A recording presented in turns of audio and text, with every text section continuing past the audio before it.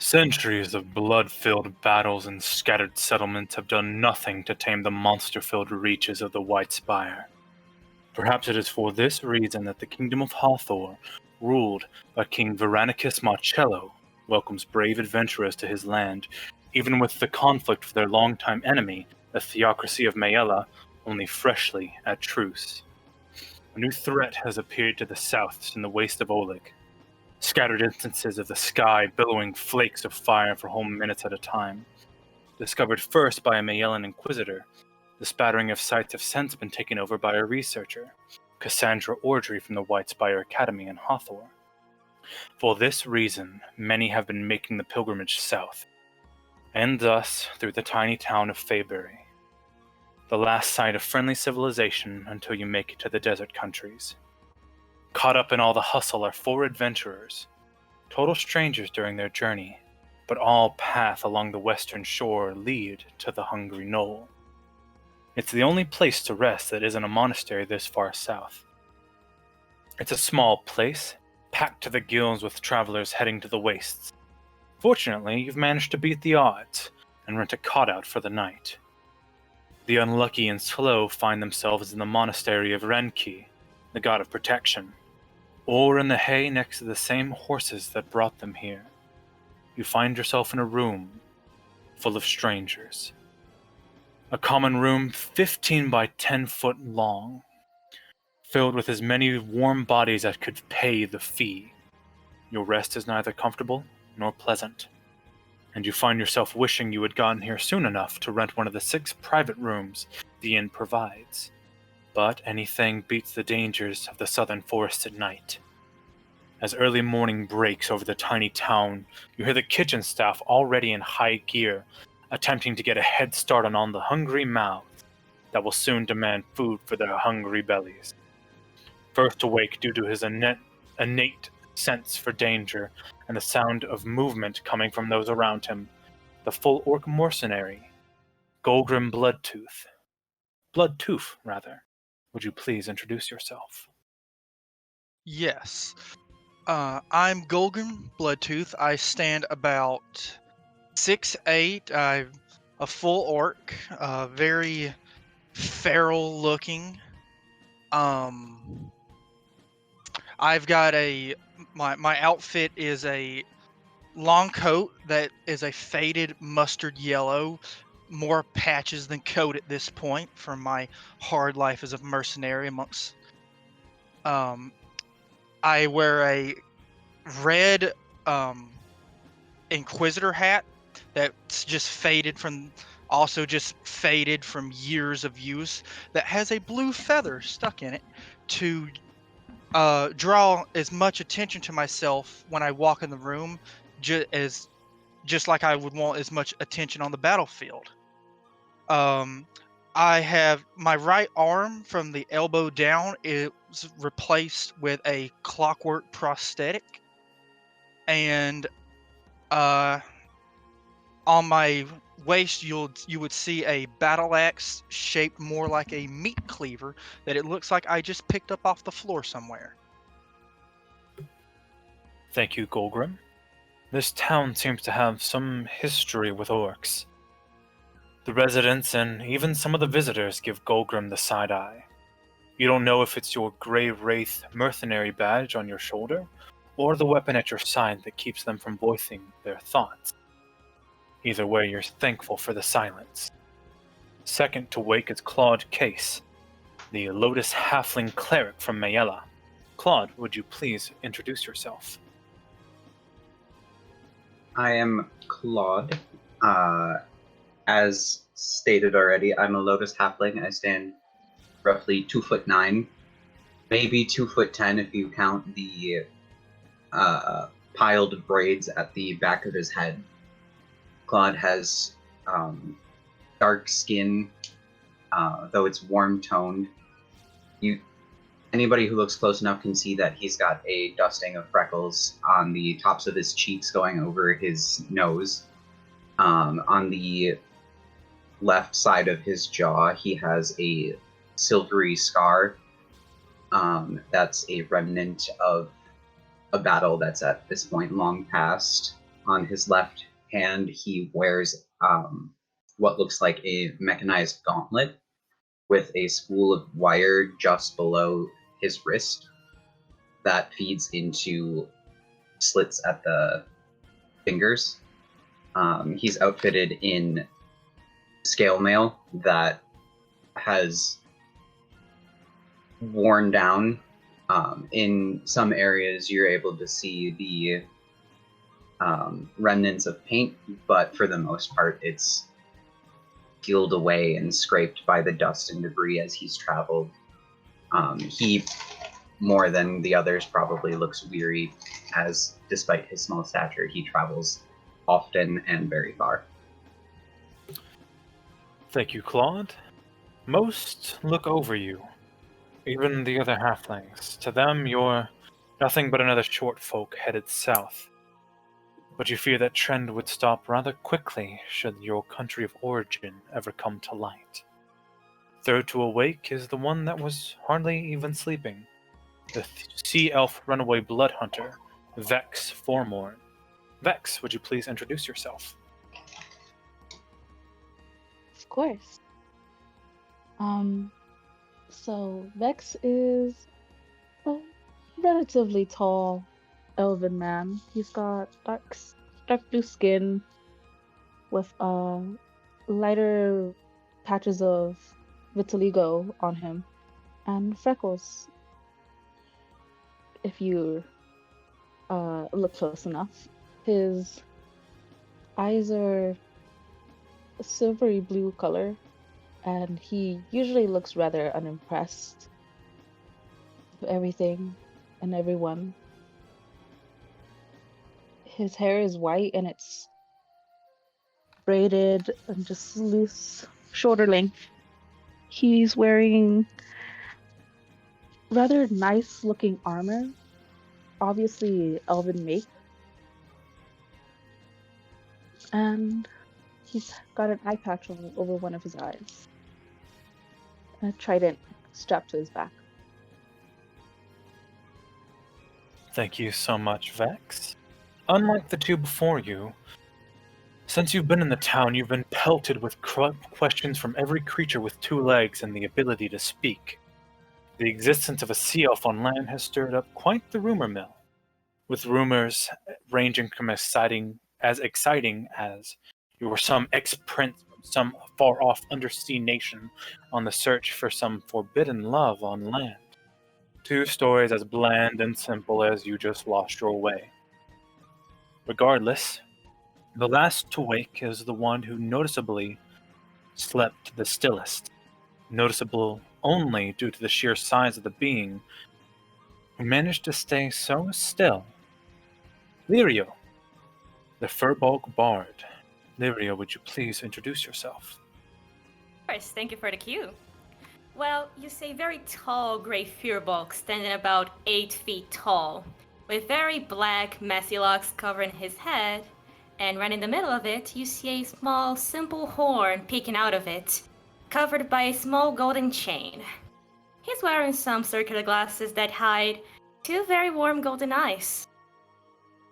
He's dressed like something you'd probably find in a church, but only if you add a couple of golden runes to it to give it a bit of style. He has a backpack filled to the brim with scrolls, bags, more ink, you name it, he has it. Resting on his waist, there's a lyre, also covered in golden runes, appearing kinda old and faded due to age. Lastly, a bunch of black pearls are strapped tightly across his chest, and even one at the end of a very floofy tail that only swings around while he's tardily waking up. Thank you, Lirio. Your rest was anything but restful. The night seemed to drag on longer than ever. But with a fresh morning, whole opportunities are open for you to investigate and explore.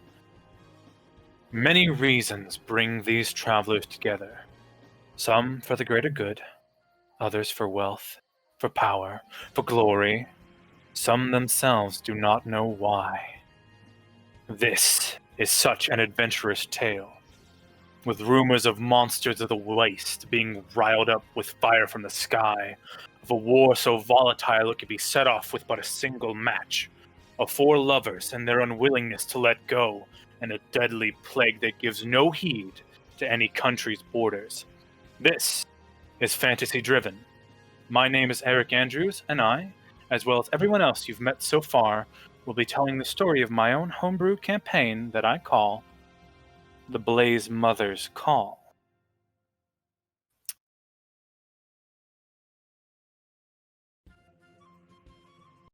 We will begin, as I mentioned before, the full lot of hungry adventurers pushing through the crowd to get at one of the plates of food that you paid for the night before. Sadly, a few moments being lost in thought is all it took for every bench, stool, and table to be full up with hungry patrons. With no alternative, we must begin our story just outside the Hungry Knoll. Here you find yourself overlooking a peaceful sunrise, casting life-giving light upon the creatures that live here. Be it a nearby stump, the simple bench, or under the shade of a nearby oak tree, each of you filter out and find your place to sit and eat. The Fenfoss River forks a few dozen feet in front of the end. It's slow and steady, and very shallow at some parts, getting deeper at the fork before getting thinner again as the water spreads on. This type of setup gives the plants and fish life plenty of space to call this fork home. You see bits of floating trees bobbing their way down the currents, only to be stopped by mounds of dirt jutting out here and there. They seem to be coming from your right, as a group of laborers, early in the morning, clears the land for some sort of landing to the right of the Hungry Knoll, presumably to be some sort of building attached to it across the river. As the work goes on around you, you can't help but notice the peace of the morning, it being a rare occurrence on the road. And with that all out of the way, what would you like to do?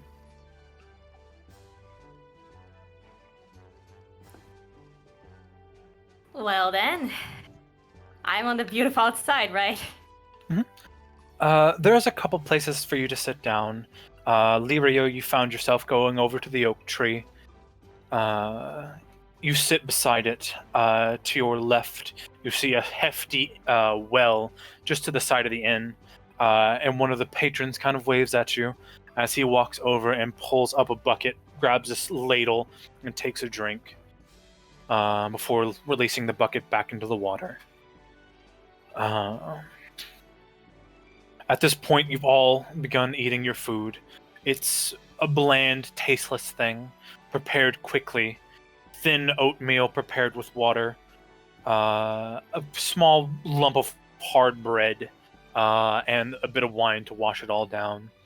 Those of you who have aversion to wine, you could have gotten milk as well. And that's about it for that. As you're all sitting, you can see each other. You're all within 10 feet away from each other. Complete strangers to one another. Others have filtered out, but many have already found their way to one of the chairs or tables on the inside. You lot being unfortunate enough to being forced outside. And while you're sitting down, Klaude, a gentleman walks up to you. He's a thin halfling man wearing a leather long vest that threatens to trip him with every other step. He has a bald head and a wiry thin mustache stretched across his face. It's wide and fat with big cheeks that don't seem to fit his thin frame. He speaks with his lips drawn back into a smile. And he says, "Well, you look well traveled, sir. Say, how are your travel rations holding up? If you're low, come by the twin buckets. We'll set you up with a Hawthorne special." Claude looks down at his bland oatmeal, just kind of finishes scooping the last bit of it up with a bit of bread and stuffs it into his mouth. swallows it, and looks back up at the man and wordlessly nods, not quite ready to interact with the public quite yet. Appreciate it. I'll see if I have time later. And he gets up and kind of like dusts off his knees. Well, it's only 1 copper for a day's worth. You can take a whole week worth with you. It's dried bison meat rather, hard bread, cheese, and mulled wine. Guaranteed to last you a whole month on the road. And while you're in the shop, do be sure to pick up ropes and other adventuring gear fresh off the cart, just for folks heading south like you. Are you heading south? Klaude just kind of stares.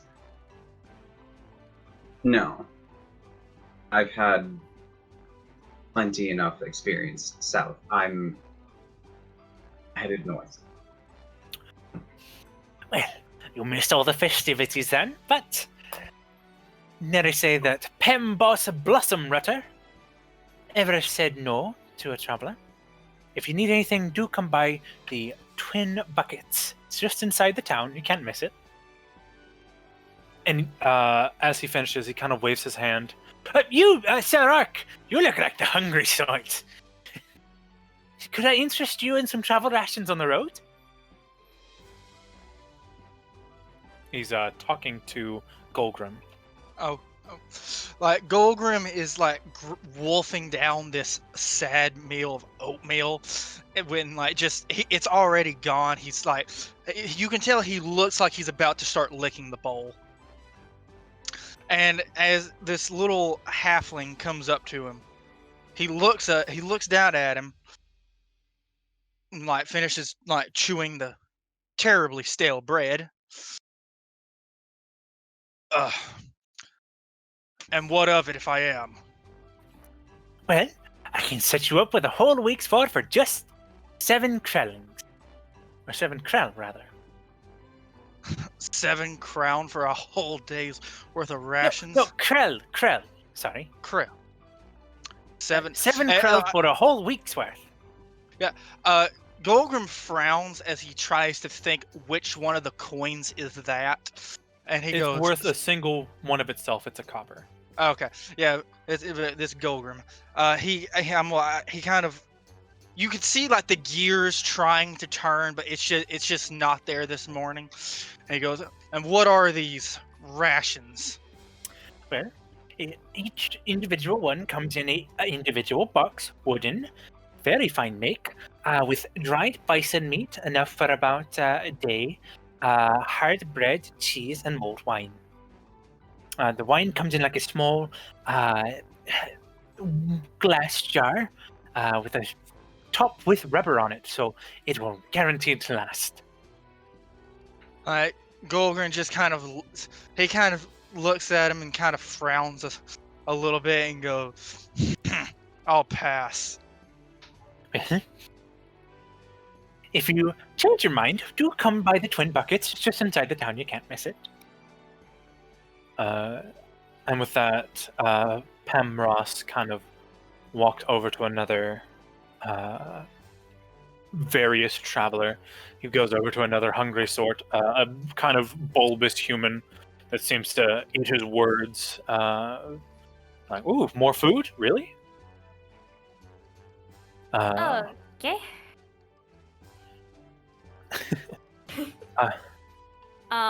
Lirio is going to stand up from close to the tree and look at the commotion, and he's gonna give a deep breath and go walk towards the orc, and he's gonna look down on him.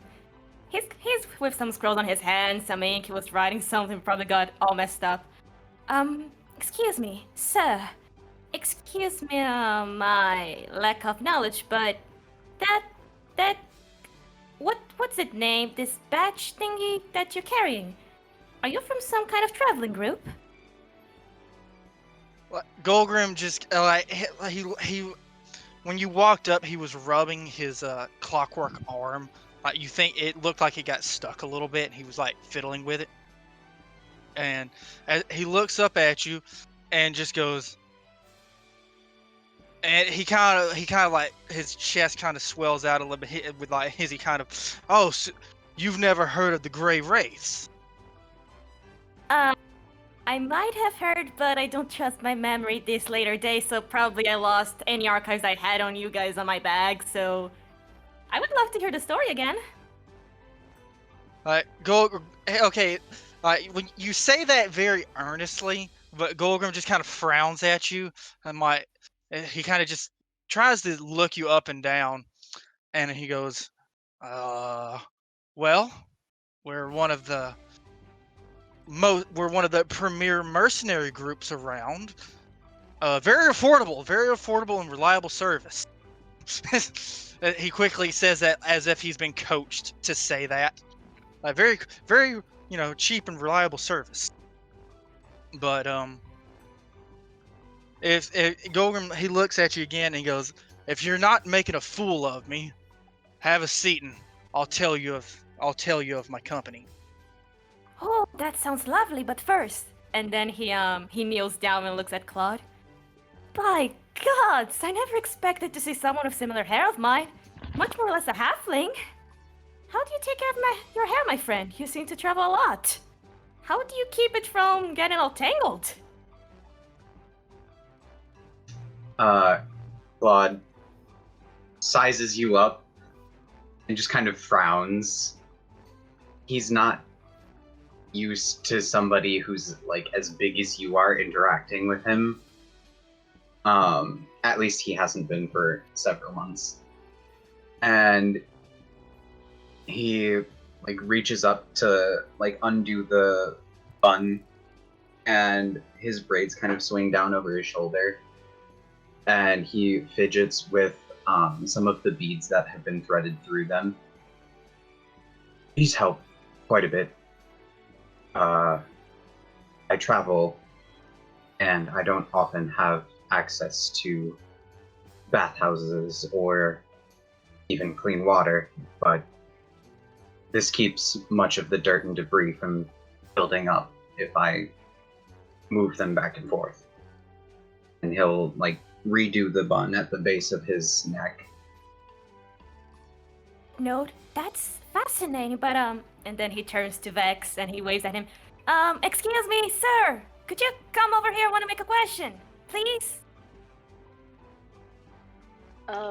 Vex just looks up from finishing his own meal. He raises a brow at the furbolg that may not have encountered many of them before. So he's a little curious why he's being called over. So he goes over. It's like, am I needed for something? He walks a bit closer to him and trying to lead the others to him.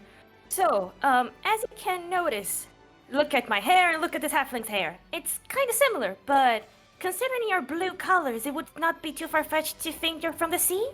And if you're from the sea, how do you keep your hair that beautiful? You don't have to worry about salt or water or stuff like that? How do you do it? Wash it out every day. We use fresher water for it. As you're all talking, Arises.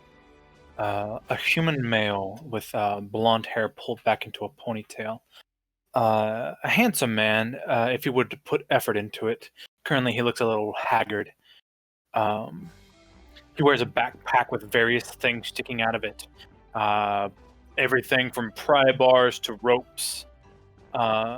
Mostly metal bits, horseshoes.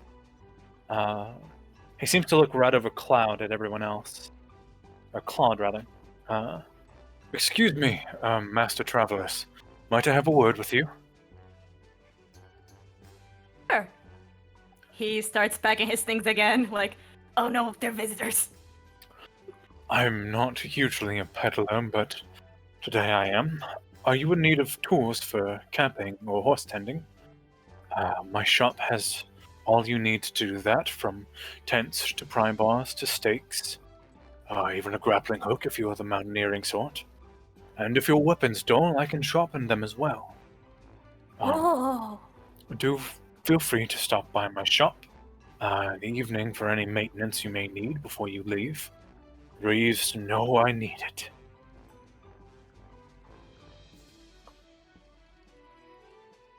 It's lovely, sir. I might go there before I leave. So thank you for the offer. Claude's brow kind of furrows, and he pushes his way out towards the stranger.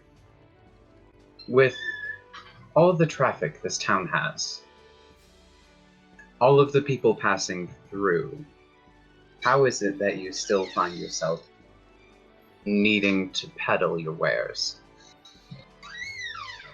Well, I don't provide what others may ask me to provide. Most get their leather work from Lucky Two Finger, or their weapons from Fader's blacksmithy. Old Peter Gale has been reverted to simple tools and things like that. I take care of horses real well if you need a farrier, but you don't seem the type to ride a horse. No offense. Lirio just gives a little smirk.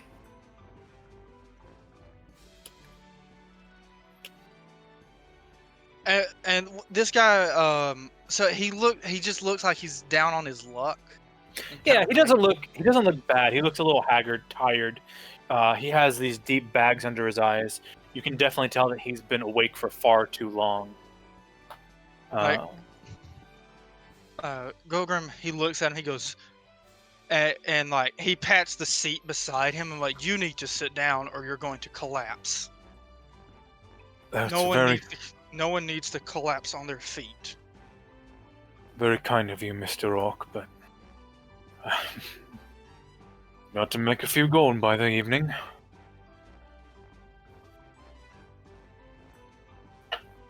Crowns don't pour in on their own.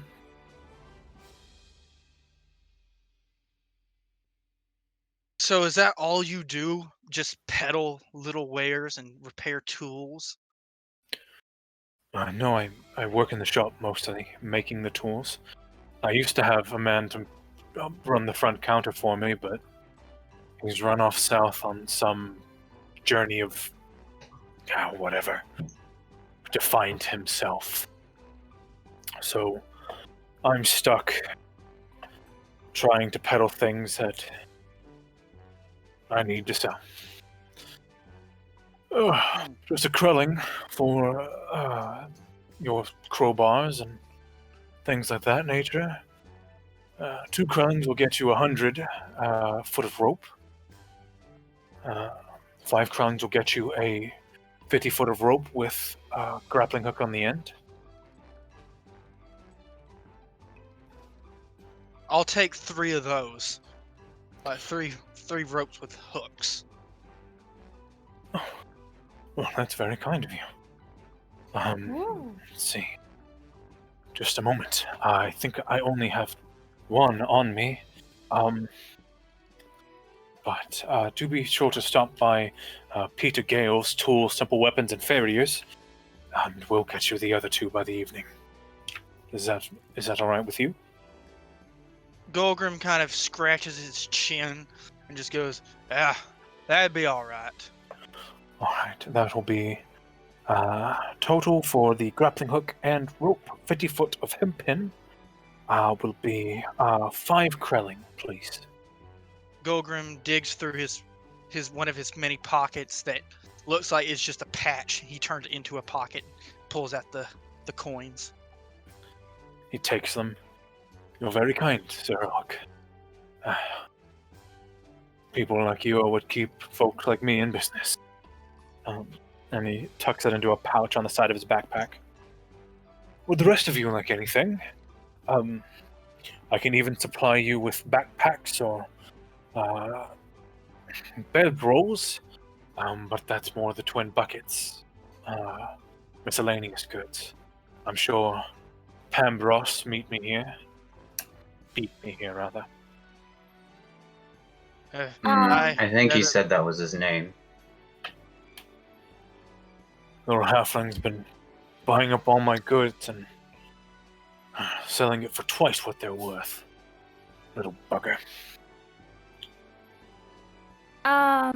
Would you happen to sell anything related to cookingware, maybe, perhaps? Like a metal Cookingware? pot? Something small? He kind of takes your hand. Thank you. Most people just ask me for weapons. Yes, we sell cooking pots, cauldrons. I don't have any on me, except for a simple pan, that you could put over a fire, and a tinder kit that you could use to start more and set the pan on. A set like that would cost you, 3 krell. Gladly take it. Besides, traveling it's not only meant to just keep eating rations. I really rather eat some good food from time to time. Because by God, I haven't had a break in weeks. Lovely. Do be sure to check out the First Bucket Fishery. They have plenty of fish and the like.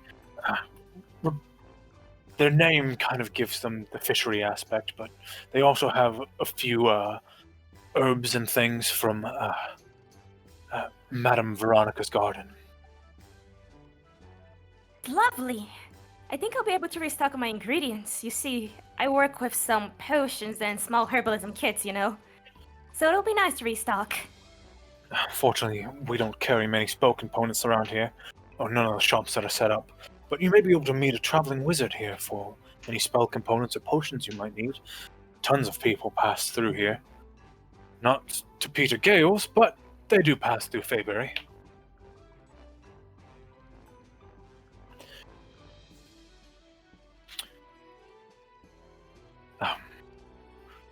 Do you need anything else before I go?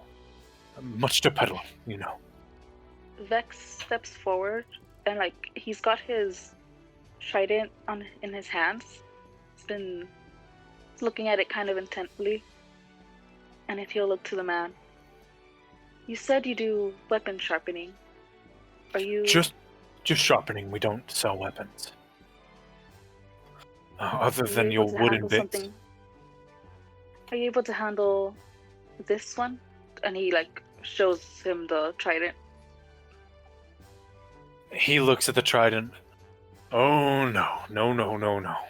That is far too many blades.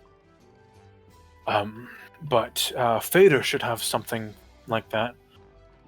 As much as I hate to promote his business, he is the best at weapons in the town.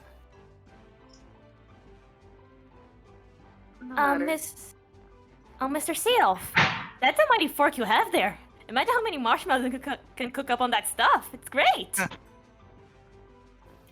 It wouldn't be a good idea to cook marshmallows on this.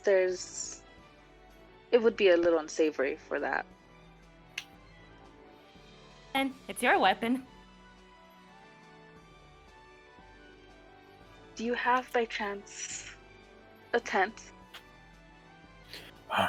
Once again, I don't carry it on me, but you can find it at my shop.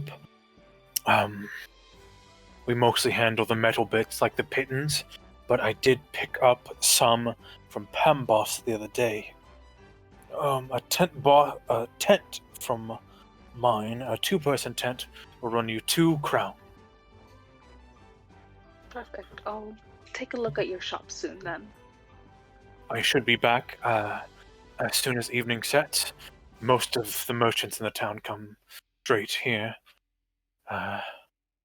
Madame Veronica, the owner of the Hungry Knoll, is rather kind in letting us come here.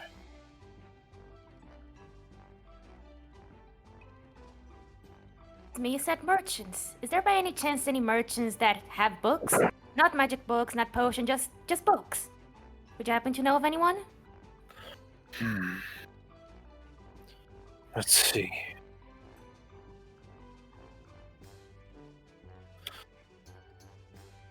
Well, Kilder should have something in his library.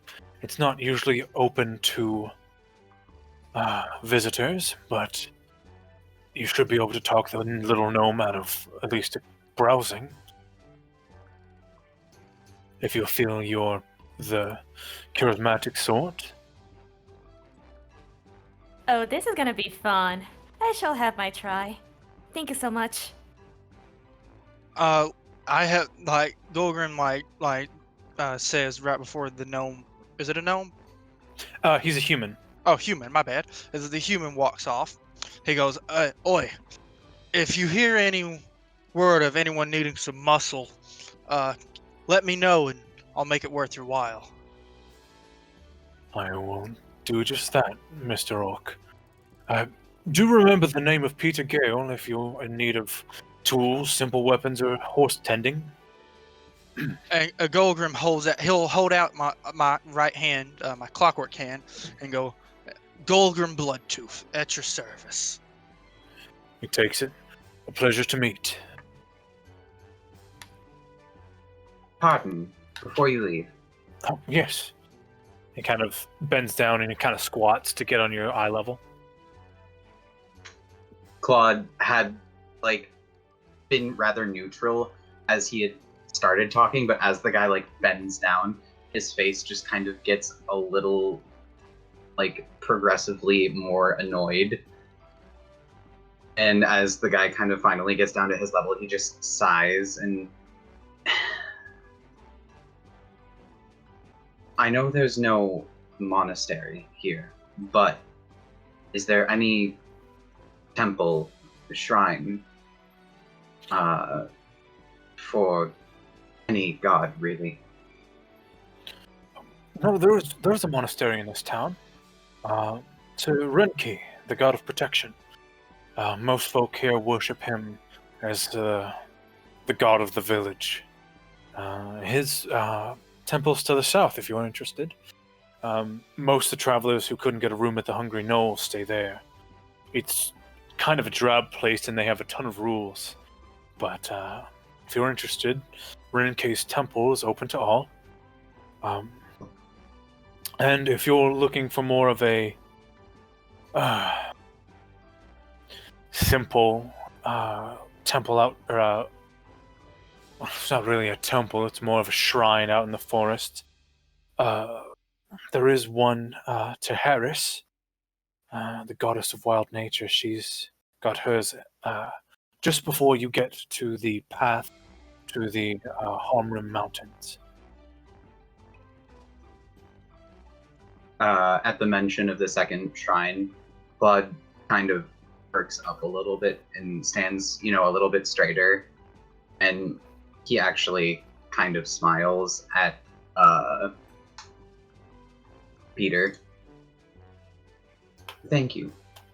I've been to... What was the temple's name again?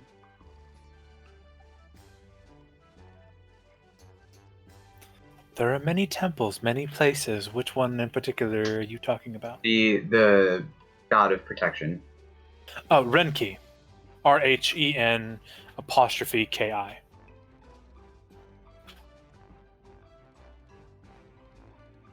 I've been to Renki's temple already. Paid my respects. I was looking for something else, but I'll seek her shrine out. Thank you.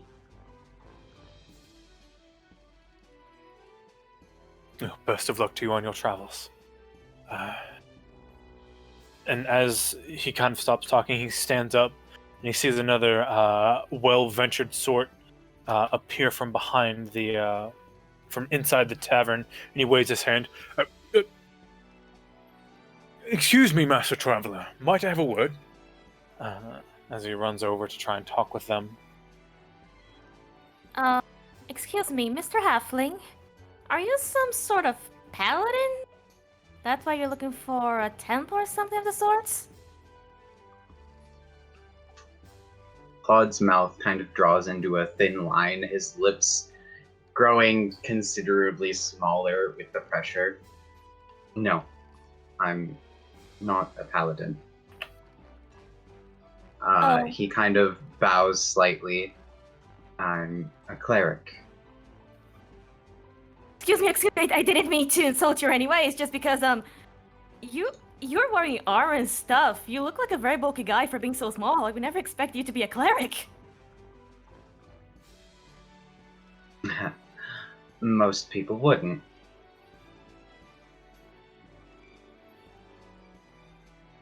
I'm like, But- well, to be fair, most people wouldn't take me for being a mercenary either. Claude kind of looks you up and down. Really? They wouldn't suspect an orc Well- being a... Before you can speak, someone pipes up. Yeah, more like he's a monster.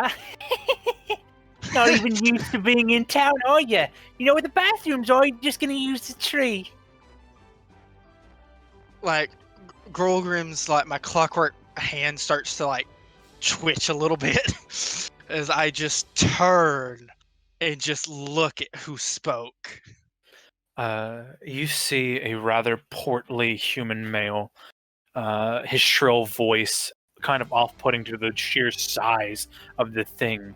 He's real short, about 5'1",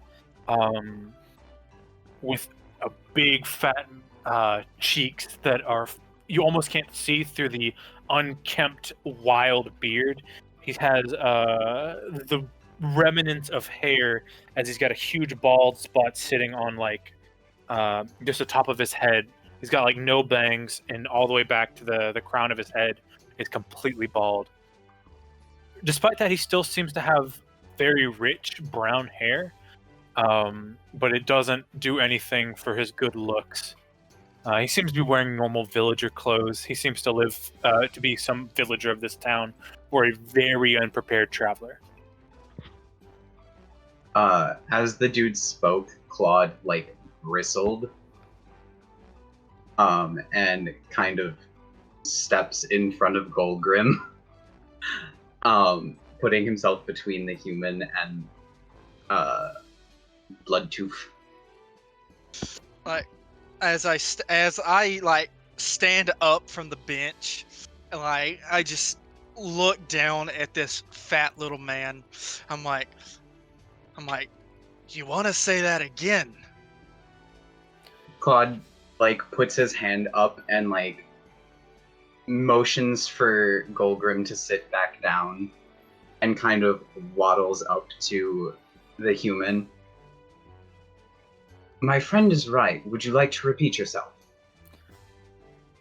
Well, I certainly would. But I'd be wrong now, because apparently he couldn't piss on a tree. He'd miss it and hit you, you're so small. That's why Okay. halflings are useless. Can't just start a fight with someone they know they can't beat. Like, Do anything to me and the gods will come. like. Oh, hold on. I don't have to do anything to you. Have you looked in a mirror lately? Because I had to look twice. I thought you were a pig. You're so big and round and pink and fleshy. Those cheeks are wider than the barn that I'm sure you sleep beside. Perhaps you should go back to whatever hole it is that you call home before we dig you a grave. I may be a cleric, but I will put you in your place. Seemingly caught off guard by Claude's instant and well-spoken threat, make me a intimidation check. He does have disadvantage due to being very, very confused. You want me to roll that in the dice chat? Yeah, please. Okay. Just so that everyone who can join one of our various links to get to our Discord can look at it and follow along, and see the rolls in real time.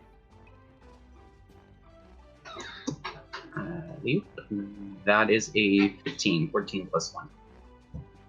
15? Yeah, this man kind of falls on his butt, like, oh, yeah,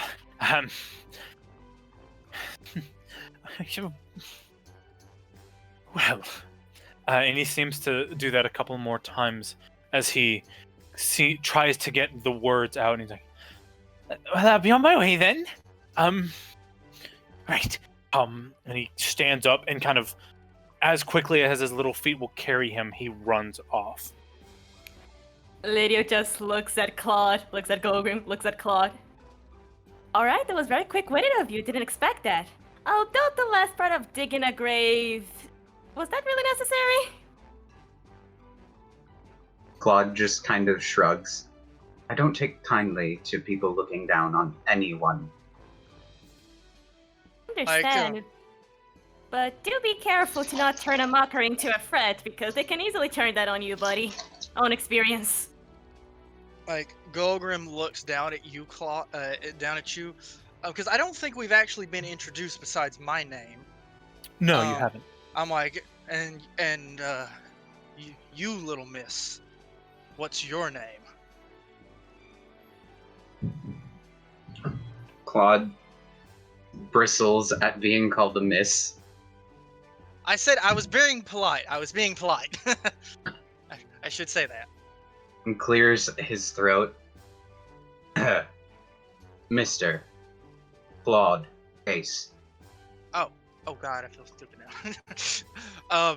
Like Golgrim kind of just like, my apologies. Thank you, Claude. Like, you didn't have to do that. Wouldn't be the first time I've been chased out of a town for correcting people's opinions of me. Claude just kind of nods. I know the feeling.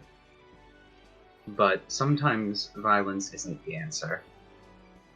At that, Sometimes you just need a well-worded threat. at that, Golgrim shrugs. I'm like, when you're a Grey Wraith, violence typically is the answer.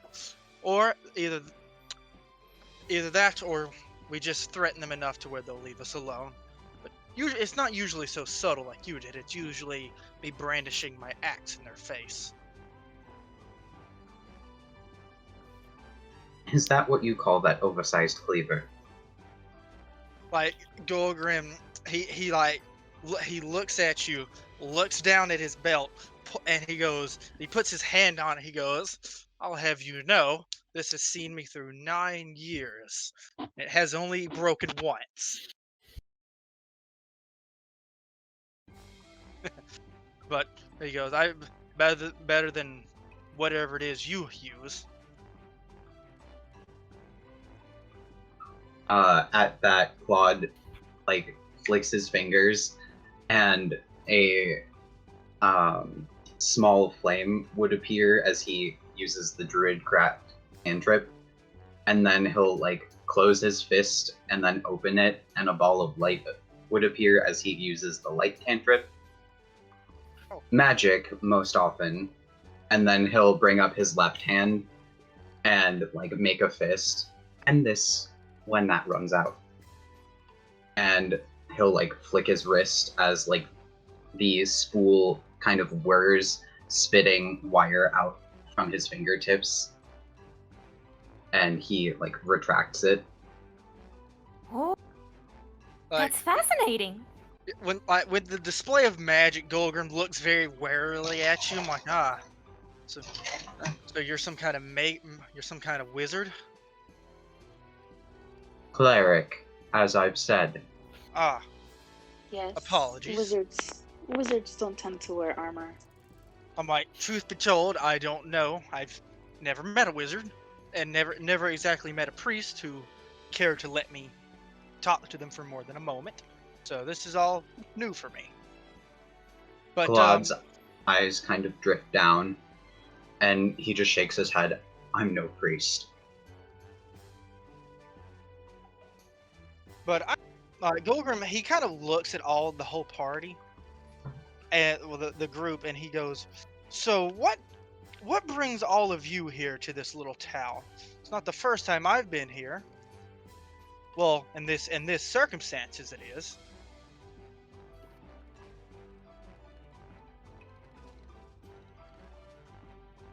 So what brings you all here? Work brought me here, but I had to stay behind for a moment.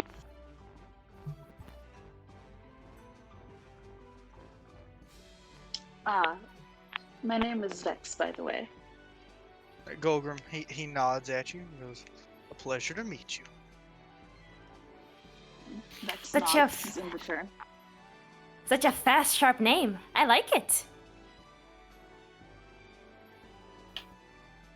Claude's eyes haven't exactly come up from the ground, and he answers Golgrim's question without looking up. I'm on a pilgrimage, searching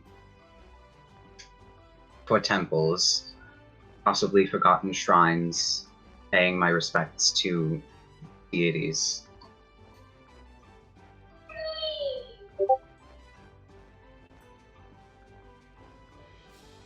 Like something? How have it been going so far? Have it been successful? I found little more favor from the gods and goddesses than that which I was born with.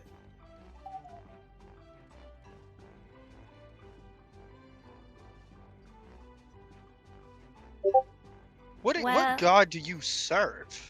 Like, Golgrim kind of looks at you. He kind of does like, he tries to look over you and like try to identify some symbol.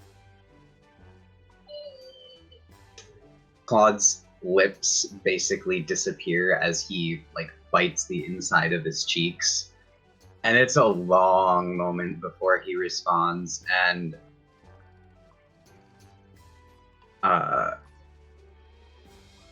just resolves himself to saying, Ihalos. I was raised in her temple.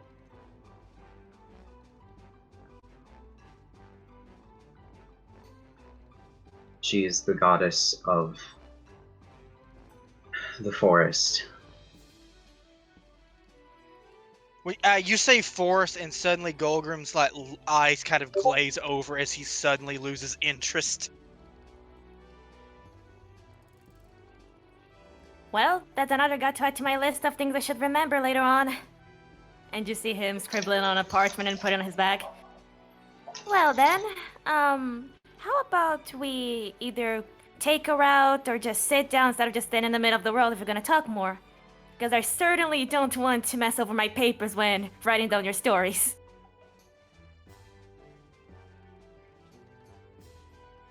And like Golgrim nods, and he kind of I guess like gestures with his shoulder away from the like to kind of like an opening.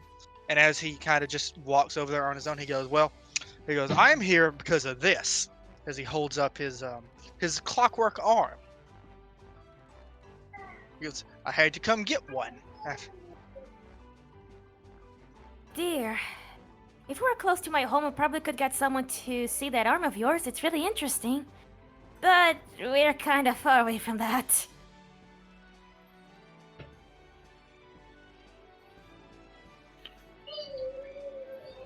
Is that a replacement for your first? Like at that, Golgrim kind of like gets a far away dark look in his eyes. He goes, it's a replacement.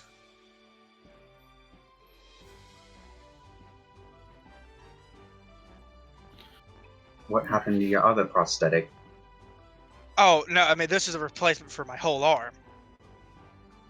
Like I lost my damn harpies, and that's all he'll say. It's just damn harpies. Damn poppies indeed.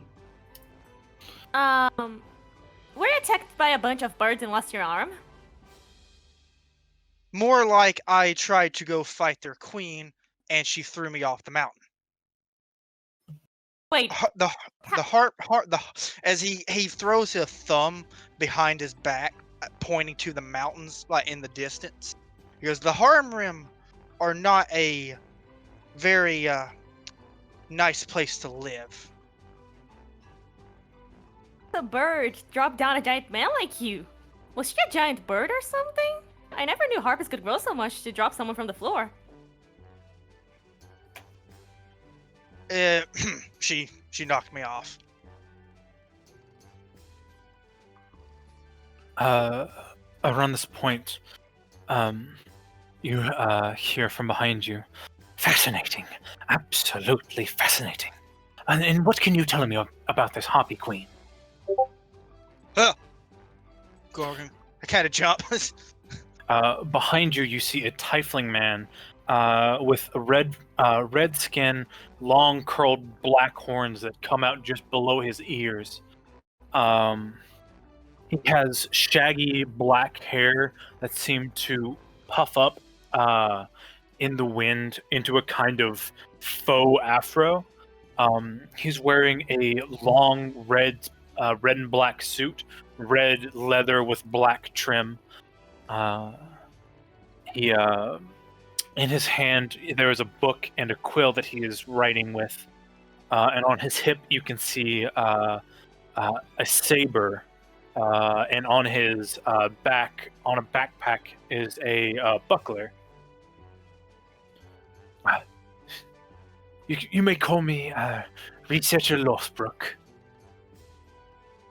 He kind of holds out his hand, quill still in it, dripping ink. Can you toss that in the general chat or something so I can write that?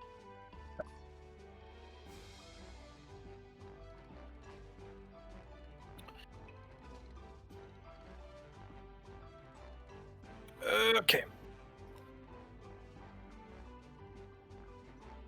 He's holding his hand out to Golgrim. Golgrim takes the hand and shakes it. Like, he goes, well, he goes, if you want to know about him, you just go up the mountain, go up the Harm Rim to the peaks. They hold dominion. Oh no, I will not be traveling up the Harm Rim, as that is how I lost my brother. Understand. But I do never miss a chance to hear about them. So what can you tell me about them? What you say they hold dominion? What kind of dominion? Do they keep all the other races up there at some sort of slavery? Like goodness, what are they called? Mind flayers down in the underabode. Well, underdark. Is it called the underdark or the abode? I never remember. Golgrim, he kind of just goes, it's more like, I've lived, like, until 9 years ago, I feared to go outside for the harpies would attack me. Like, they like, when you fly and you live in the Harm Rim Mountains, you tend to come out on top 9 times out of 10. Very true. Very sharp edges on those rocks. I wonder what is that. We should have a geological survey. But I'm not a geologist, so... Anyways... You say geologist, and he kind of frowns, just like, geologist. What can you tell me about their food habits? Do they eat anything? Are they carnivores? Are they herbivores? Do they just attack you, or do they eat you? Have they ate anyone that you know? Yes. Yes, and I think yes. Don't know how many people they've ate. I've lost count. They eat anything. They eat us. We eat them. It's life is hard. He kind of just says a little frustrated. Like, too many questions are being asked to him, and his mind is having to work too much. He goes, life is hard up there. Fantastic! Thank you so much. You have been a worthy resource of information for my novel. This will be perfect. Wait, are you a novel writer? He perks up. Of a sort, I'm a researcher from Hawthorne Academy. I research and log monster types. I'm kind of addicted to it. Did you know gelatinous cubes eat everything? Except for bones. An odd thing. But black puddings, their distant cousin, eat everything, including mithril. What a goofy little creature. Well, that's certain intriguing and scary. You're probably really well known between the scholars. I've given them such useful information for traveling and stuff. You don't get the name of victory doing nothing.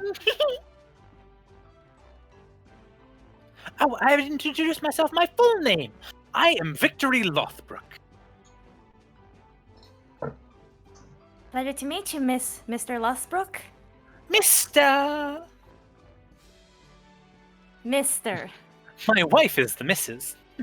She's dead too. Anyways, what can you tell me, Mr. Furbolg? Where are you from? Oh, I am from a forest. A forest? Where? Where exactly? Are you from here in Farebury? Or perhaps you're from the dangerous Corlas? Or any of the forest on the islands in the Nerun Sea? Or are you even much further away from the river and forest? Now that would be a sight. Are you from the land of the elves? You do apologize. My memory is really bad, and I don't even recall exactly, geographically speaking, where I'm from. It's just a very far forest from here. That's all I remember. Well, that is not helpful. What kind of monsters do you see on the daily? Is it centaurs and fey folk? They can be a real pain. Or is it like gorgons or medusas? Or even the dangerous and dreaded kenkus? Not much on the forest, but more like on my travels. I've seen a lot of races. It's more unusual for me to actually see two beings of the same race on the same place. That's more rare for me. Fine then, keep your secret. I'll get them out of you one day. That sounded threatening. I didn't mean it to sound threatening. I did not mean to threaten you. And you, Mr. Halfling. That armor suits you very well. Where are you from? Klaude gestures to Lirio. Like that one, forest. A forest? Where exactly? Is it here in Hawthorne, or have you crossed the Harmrim? Here. He just kind of like nods as he says here. Is there? Oh, from Fiore! You're from the Delta Fiore forest. Perfect. Are there tribes of halflings like you out there? Or were you just left and raised by wolves? I've heard many stories like that. Oh, I've made my way. As you said, my armor is sturdy. Good quality. Did you know a human can be raised by a bugbear or even an owlbear with no adverse effects that I know of? Good to know. And you, Mr. Sea Elf, the rumor mill of the day! I've heard so much about you. Is it true that you smell like oysters? Vex just furrows his brows. Like, do I? No, I don't believe so. He kind of comes up to you, getting way up in your personal space, and starts sniffing you. He leans his back. More just a red bit. snapper. So, would you care to answer some questions for me? I suppose I've been answering questions since I've been here, anyways. What sea are you from?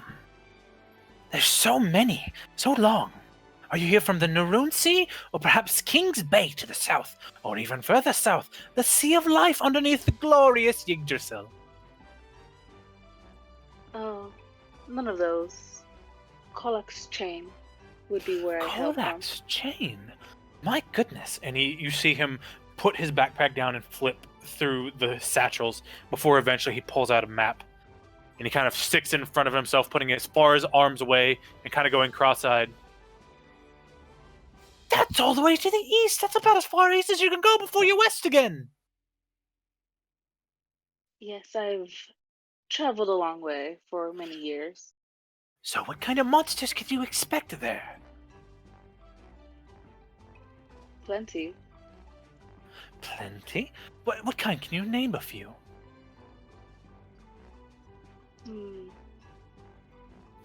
Are there Marrow? Are there Sohagen?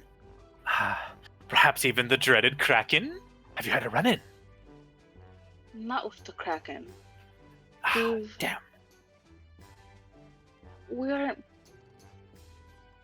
There's usually aboleths that we have to deal with sometimes.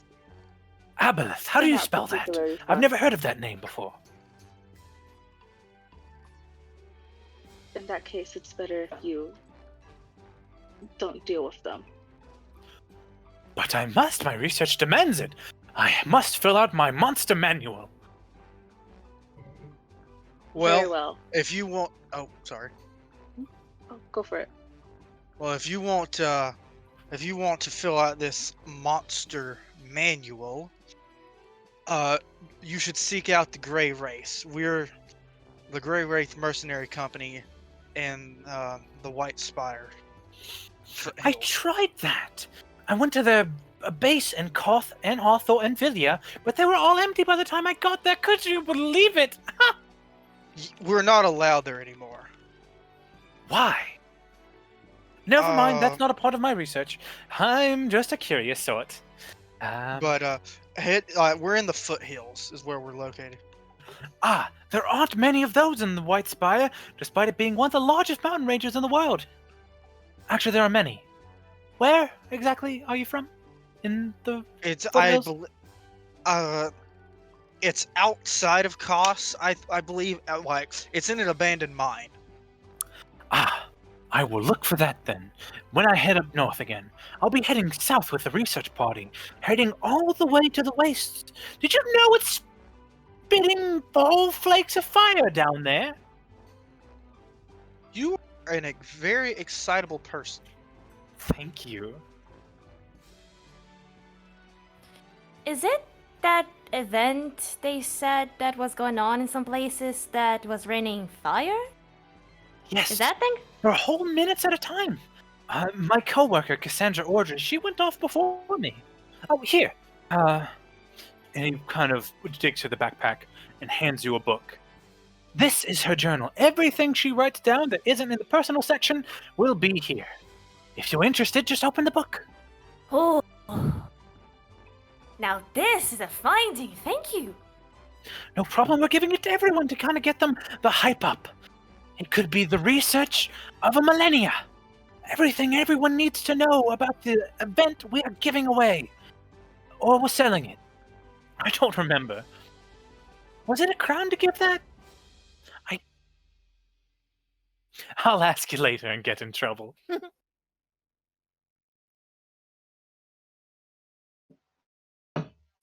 Anyways, you have been a fantastic research model.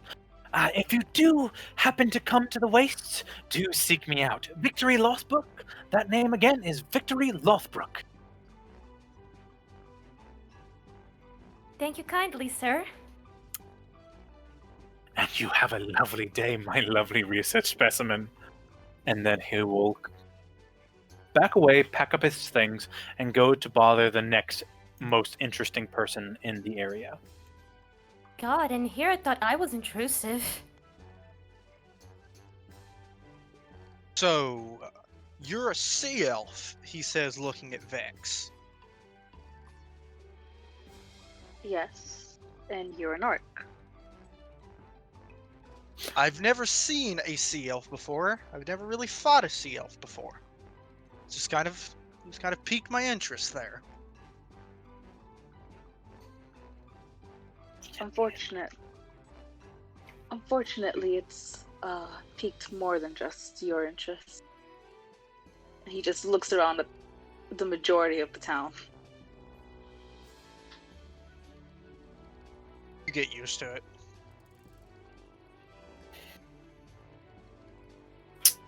Indeed. But mayhaps we can spar one time. You seem like a seasoned warrior. I've been in a few fights myself. It'd be interesting to learn from each other. Oh, It's not in the water. I don't swim good. No. I wouldn't impose such a disadvantage on you. I can fight just as well on land. All right then. We'll have to do that sometime. I'd love to watch that. Please call me. I'd love to write about that. And maybe even if you guys give some some emotional or battle music in the background to pump you guys up. I don't know, but it sounds fun.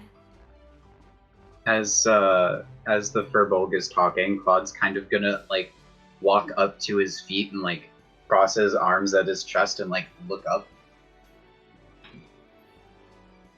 And you've asked all of us these questions. Who are you? Why are you reporting this? And he looks at Claude and then he smiles. Oh, it's just life is so short. I mean, I want to discover more and learn about things. I mean, back at home, I wasn't actually kept close because of my brains, intelligence-wise. So I want to learn as much as I can, and besides, I literally have to travel this whole damn place. Might as well make use to it, learning stories, you know. For me, I don't think anyone deserves to be forgotten.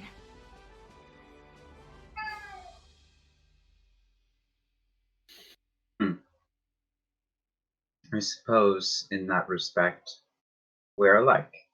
And he nods and like kind of offers out his hand, almost having to stick it like straight up. Claude Case.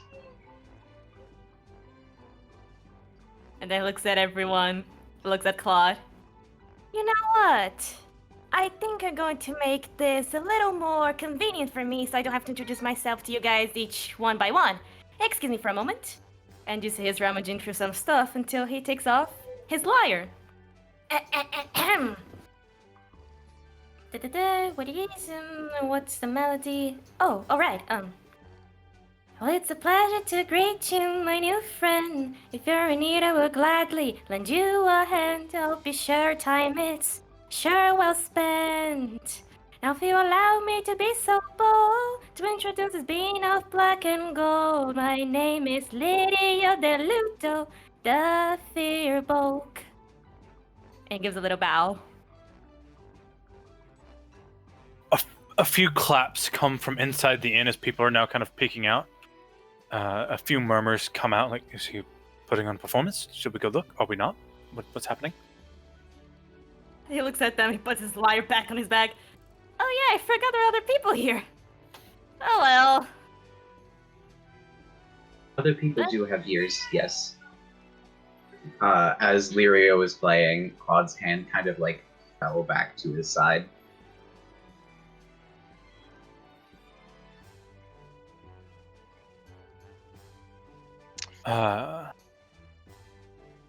As you're all talking, you find your way over to the middle section, you find your way across the bridge, having been forced out by many peddlers coming in and talking to you on the mainland, where the Hungry Knoll is, kind of standing next to the workers now. You find a couple of sturdy, freshly cut logs to sit on to finish your conversation, as more and more peddlers come up, selling various wares. Some fabric, some clothes, some tools like Peter, some leather works, and things of that nature.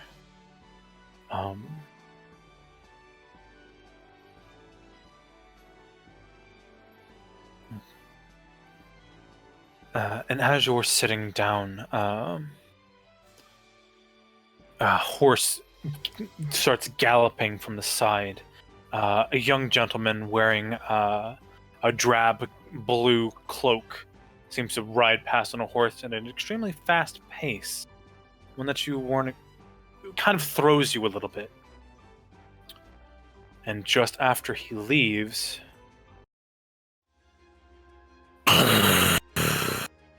from the inside of the tavern, a shrill scream pierces the air, one I dare not replicate for the sake of my lungs.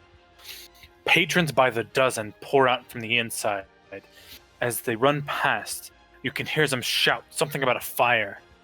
Smoke begins to billow out like a carpet, revealing a famous actor. But instead of glamour, it reveals a small being about the size of Klaude. not very tall, and he's dancing around on these small, stubby legs, kind of laughing to himself, muttering something in a language none of you understand. He dances out, his arms high above his head, the remains of some poor sod's undergarments reduced to ashes before they could become unfortunate headwear for the living fire. This being seems to be made of some sort of living magma as it dances out. Currently seeming more focused on just on dancing rather than attacking anyone, but the entire tavern bursts into flames behind it, trapping some patrons inside.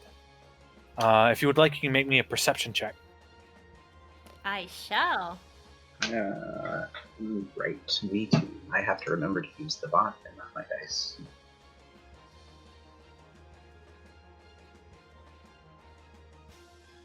Your boy got an 18. 16. Okay. Lirio, you notice that... Oh, I had a 24.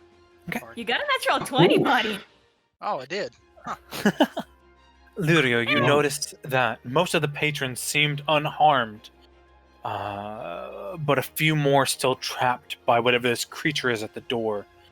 Smoke seems to billow and shake, with far too much vigor to be normal.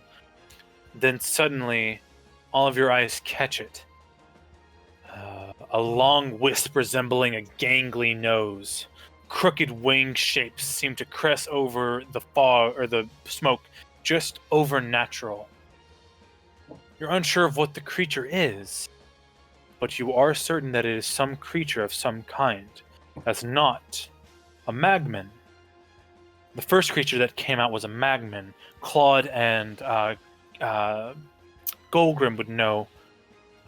It's a being of living fire, and these other two things you're uncertain of, seeming to be living smoke.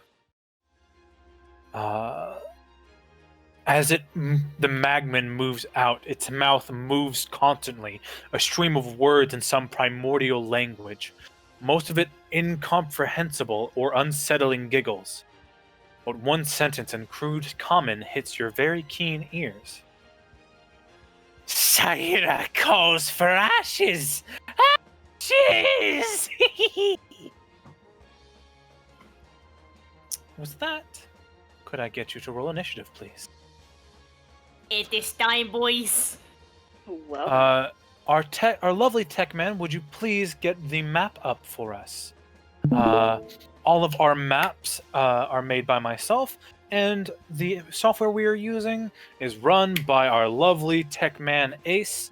Please send him some love. The boy. He is our only tech man.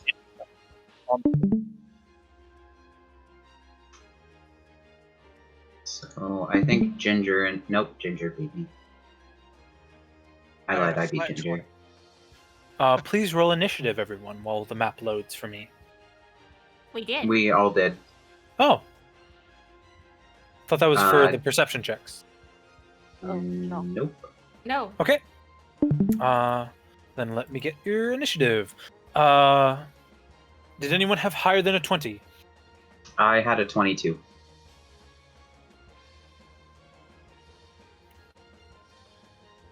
Okay. 15 to 19.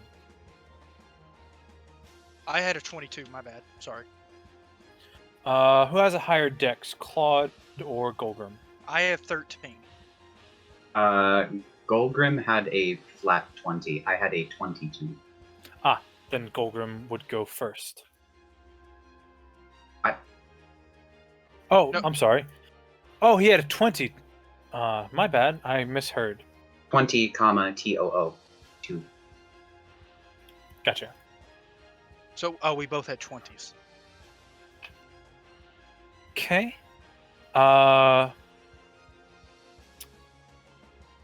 10 to 14. I got a 12.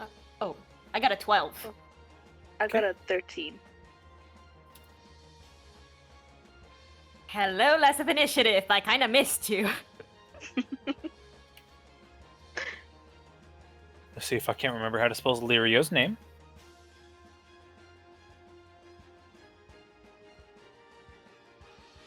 Okay, and boop, boop, boop. All right. So if everyone's watching the thing, first to move will be Klaude. You should be able to see your character art being streamed right now. Yes. I'm just trying to figure out where I would move to.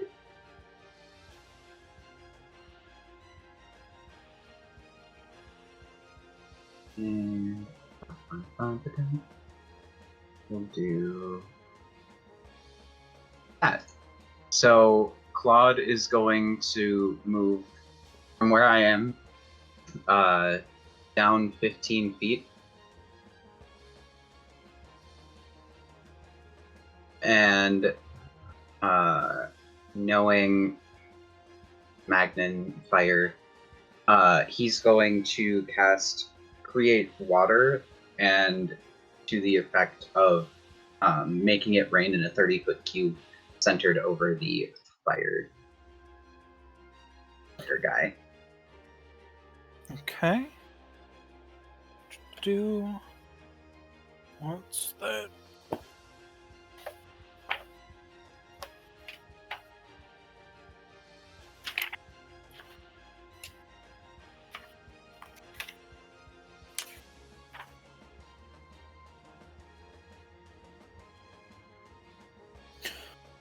Okay.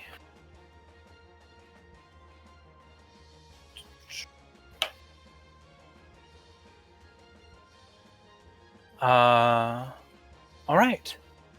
Please roll me a d6 damage for the water. Am I adding any modifiers to it, or just the d6? I believe it's just a d6 on this. Let's see. Let me double check.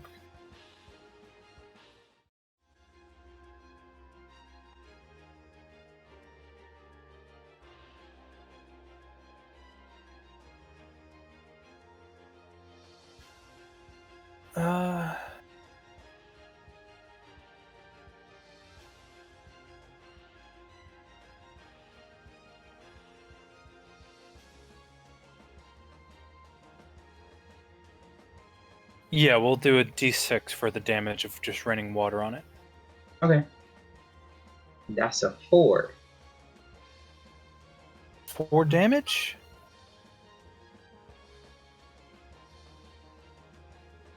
All right.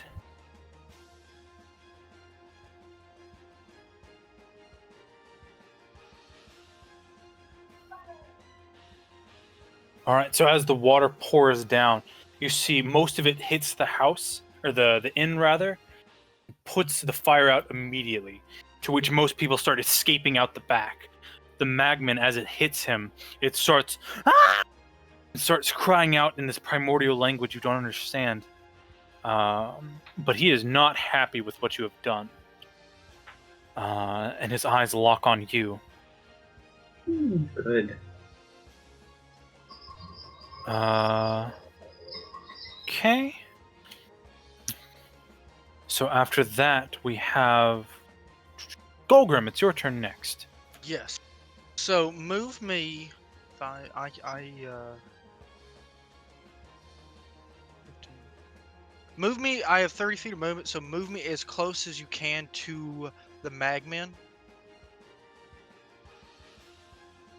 Yes. And as I run up there, I'm going to draw out my battle axe, and unsling my shield from my back. And as I skid to a halt, I just bring this axe down on the try to bring it down on the magman.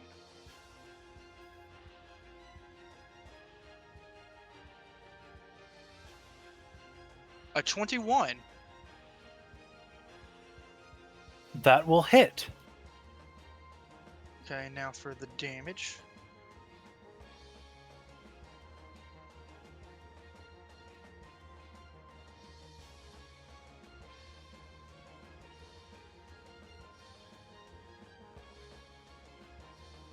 And that's 10 damage. 10 damage? How do you want to do this? Oh, okay. As I just literally just charge at it and like through the little bit of rain that's falling, I grab my axe is on my left hip. So as I draw it out, I just swing it down just brutally as I can, just trying to cut through this creature like I do every problem with my axe. So as your axe falls, you cleave it. You get about halfway through before it starts to swell. And it gets one final as it does its death burst. I need you to make me a dexterity saving throw. Oh, okay. Once. Dexterity saving throw. Oh, that's not good. A 6. Okay. You will take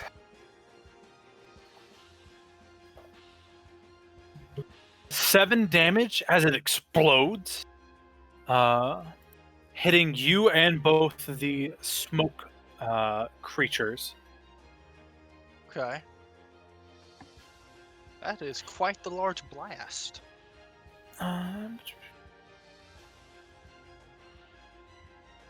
So when I created the rainfall, did that affect the smoke creatures at all? Like diminish? It didn't the seem smoke to, around no. them?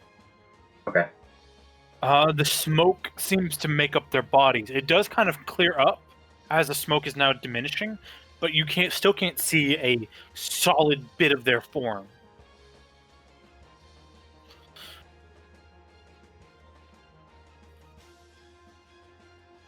Okay. And that brings us to...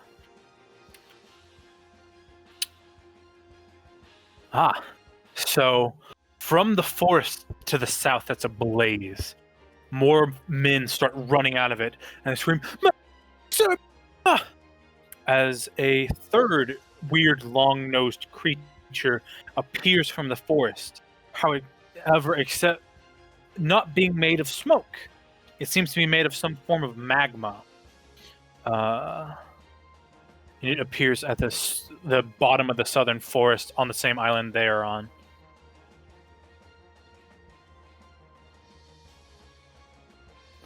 And it will take flight moving up to the bridge. Now, the stream isn't loading for me for some reason. But does that pass anyone within 5 feet of it? Klaude, it looks like. Which island is it on? The one that me, Vex, and Lirio are on, or the one that all of the other monsters were on? It's on your island. It's on the far right bottom, from the forest fire. Yeah, then it would pass me. All right, then you get an attack of opportunity as it doesn't pay attention to you. Yeet. So, Quad's just going to use his gauntlet, try and lash out at it with one of the whips. Right, I have to use the bot.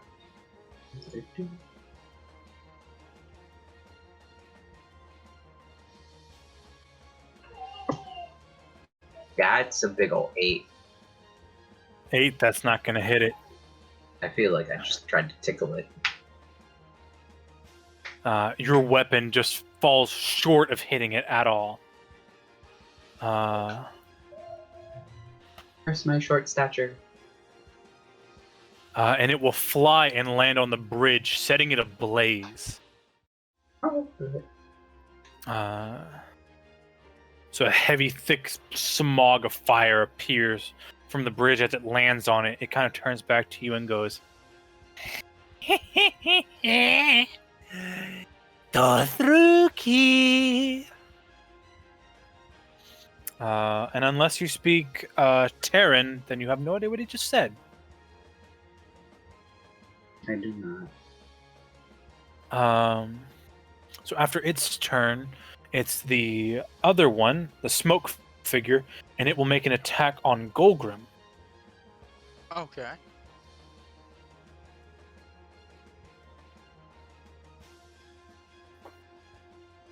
Golgrim, does a 4 hit you?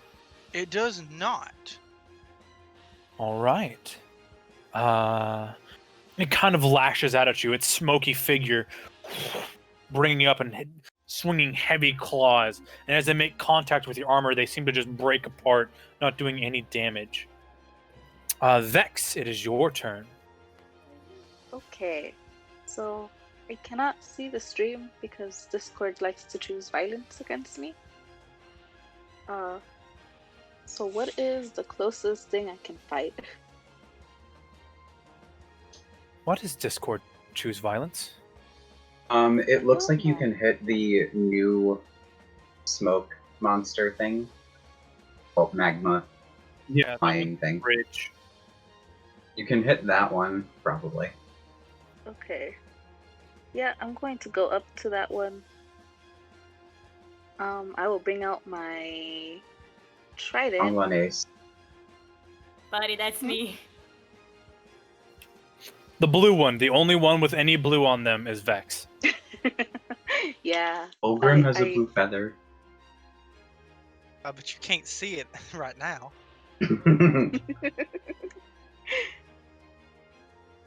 So I'm going to activate as a bonus action my Crimson Right, my Right of the Storm, which means I take 1d4 damage.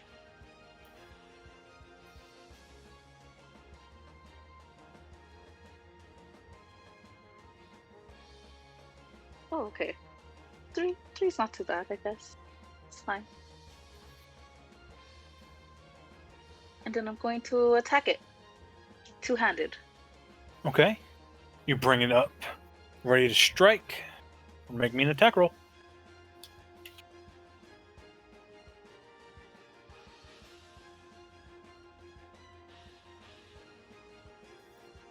Ooh, that's a nat 20. That will hit. Roll damage.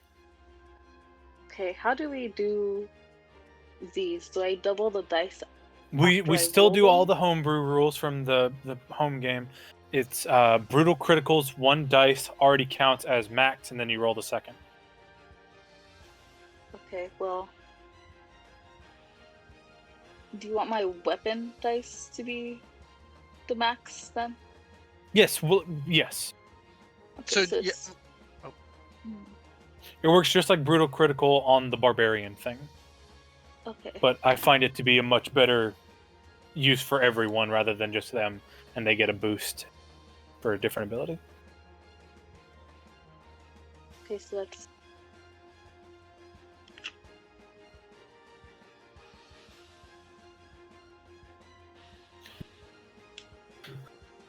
So the weapon damage is 8 plus 3, so it's 11. And then the right damage is 3. Okay. So as you bring your weapon down on it, it caves in and breaks a part of the hardened magma, and it just shatters off and falls into the water with a sizzle. It kind of screeches as its entire face is broke. Its nose bends off at a weird angle, barely hanging on by the magma, kind of disappearing in its gut for a moment before reforming as fresh magma. It is not happy with you. That's okay. After Vex comes Lirio. Yee. So that magma thing's still alive? It's still alive. Not happy, Well- but alive. Well, flip. Is it 60 feet from me? 15 feet, it looks like. If you're going by diagonals. 1, 2, 3, 4, 5. It's 25. We do not use diagonals. Yee. Okay then. Lirio looks Uh, at this. Oh, go on. The diagonal rules that we will use eventually is when you move. First time it's 5 feet, but the next diagonal counts as 10 feet. But we're not using that right now because simplicity. All right. I need that thing to make me a wisdom save, please.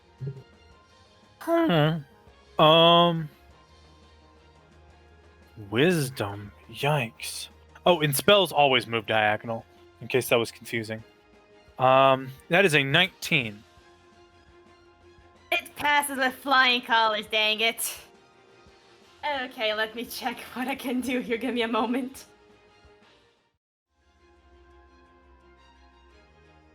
Oh! You know what?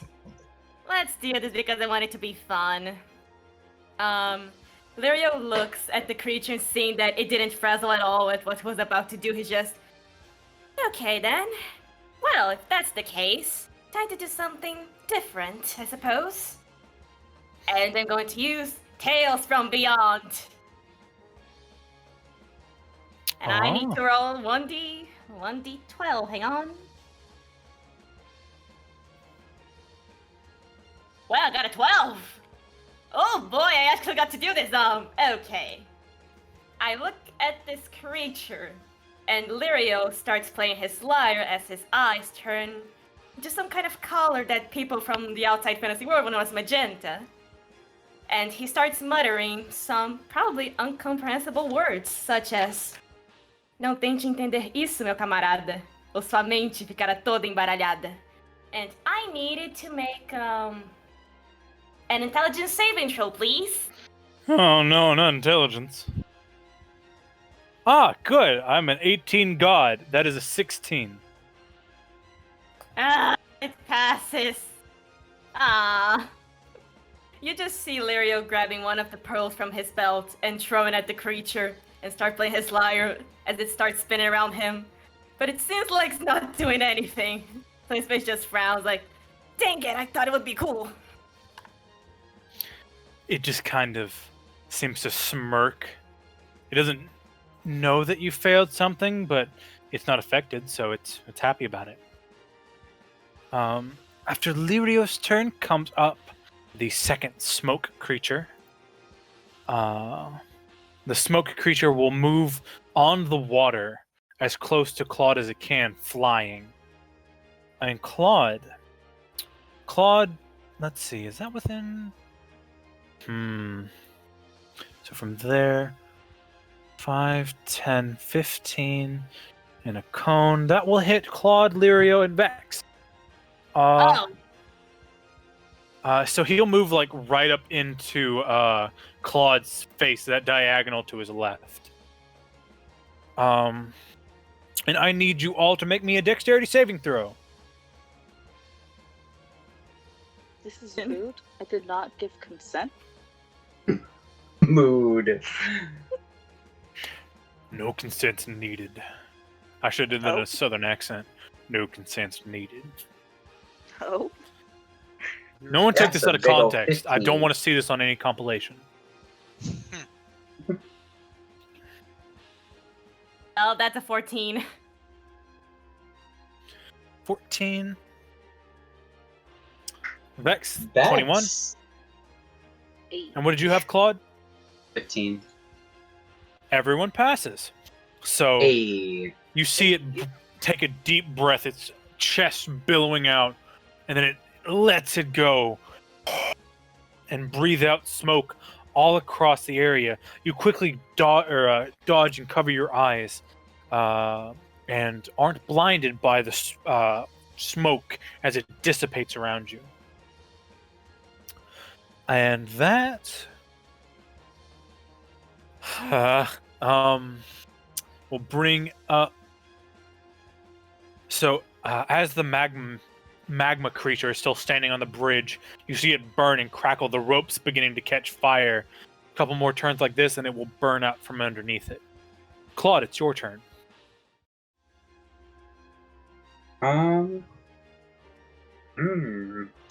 Yes. Let me just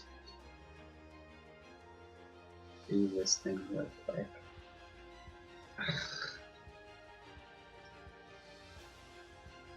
I'm looking up the spell.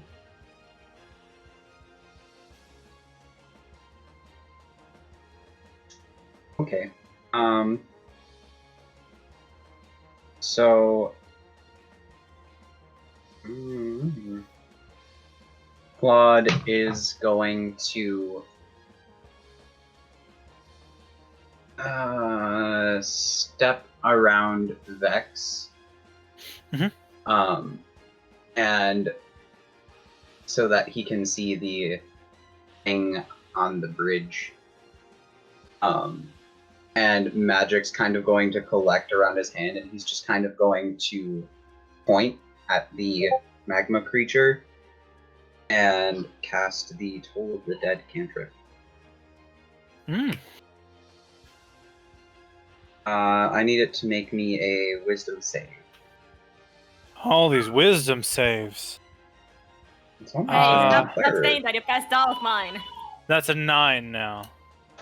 It fails. Oh, man. And since it's missing hit points, that means it's going to take 1d12 necrotic damage. Yes, it will.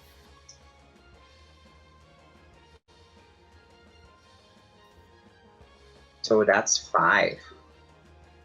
Takes 5 damage. Okay. So the bell rings. Dong. As it does, you see the magma that makes up its body kind of ripple with the vibrations as it struggles to stay together, only barely managing to. Thing looks bad.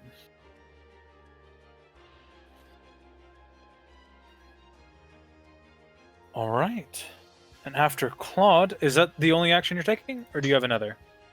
That is the only action I can take. Okay. Golgrim, you're up next, facing down a lone shadow creature. I'm going to try and cut it like I did the other one. Okay. Hey, Ace, can you just move me like diagonal so that I could technically see the creature? A 10. A 10? Yeah, I don't think that As hits. you bring your axe down, the thing seems to split apart by the wind caused by your slash and is not damaged at all. Like, I just kind of... as... I don't really... I can't really do, anything else. As your attack misses, it kind of starts speaking. Do stratushito iki. You have no idea what it says unless you speak Orin or Ignan. No, but I feel like it insulted me, so I growl at it. And after Golgrim comes up the magma creature. Being very wounded, it kind of looks, and you see the fire burn in its eyes as it goes on a rampage. I need Klaude and Vex to, because that doesn't hit. 5, 10, 15. Okay, that doesn't hit anything. Alright, so Klaude and Vex, please make me a dexterity saving throw. Alright. I feel very attacked right now. Right? You are. That's a big ol' 5. Oh, shit. That's a And I- 23. Vex, I'm so happy for you. you dodge out of the way of most of it, letting Klaude take the brunt. Klaude, you take 6 damage. Vex, you take 3. As this thing billows up, much like the shadow thing beside it, and spits out an entire ball of fire. Fortunately, it doesn't hit the magma method, due to how cones work. But after that, after the magma, comes up the one fighting Golgrim, the smoke thingy. It will just attack you because blinding only you is not helpful. Golgrim does a 14 hit your armor class. It does not. So its claws once again slash and miss in this horrifying dance of who will hit each other first. After that smoke thing comes up Vex. You're facing down the magma and shadow creature. Or smoke creature, Oh. rather. One's So- the smoke creature's on your left, and the magma creature is straight ahead. Which one looks a little more worse for wear? The magma, definitely. He looks like he's barely holding together. The smoke one looks like he's laughing at him. Ah, look at Oh. you. You're so wounded. I didn't get hit. Yeah. So, as a bonus action, I'm going to activate my Blood Curse of the Marked on the smoke creature. So you drag your sword across your arm, causing the blood to solidify around it. You know, I was wondering if I was going to amplify it, but yeah. Oh, are you amplifying? Definitely. So Yeah, I forget how I- blood hunters work. I gotta remember. I gotta. To amplify is when I end up taking another d4 of damage. Gotcha. I forget things. I'm sorry, everyone. But no, that is a good idea. I should keep it on this guy for as long as I can. Okay, roll to attack. Let me take that 1d4 damage for myself first. 3. Okay, that's why.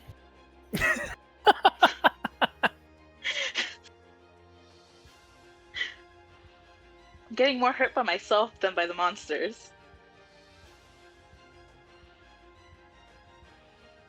Okay, so I'm gonna attack the Shadow Boy. The Shadow Boy? Okay. Yeah, since I get an extra damage die against it. I'm sure Klaude can take out the fire one. It's okay.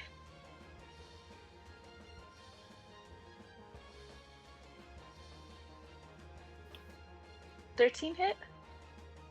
13 against the smoke one will hit. Hey! So it's two-handed, so 1d8. 3. 6. And then...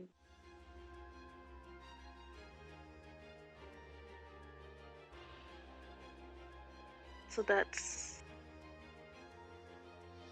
6 piercing damage and 4 lightning damage.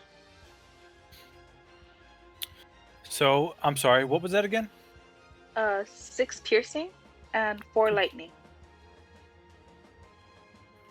Okay. And that one's against that one. Oh.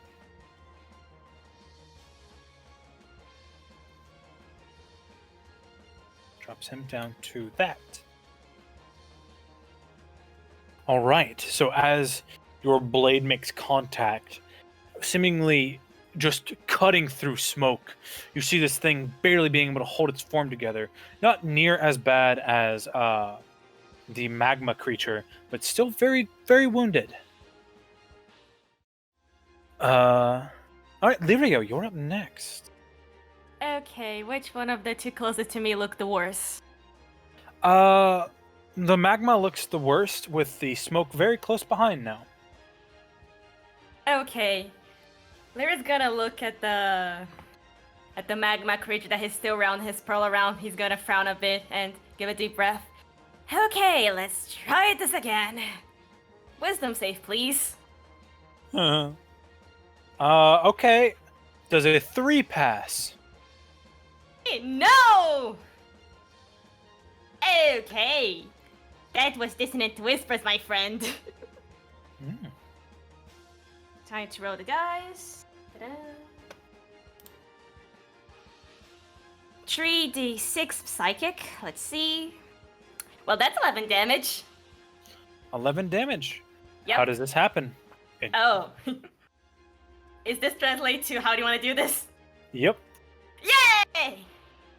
With resolve down his eyes, Lirio looks at this creature again. His eyes still that weird color.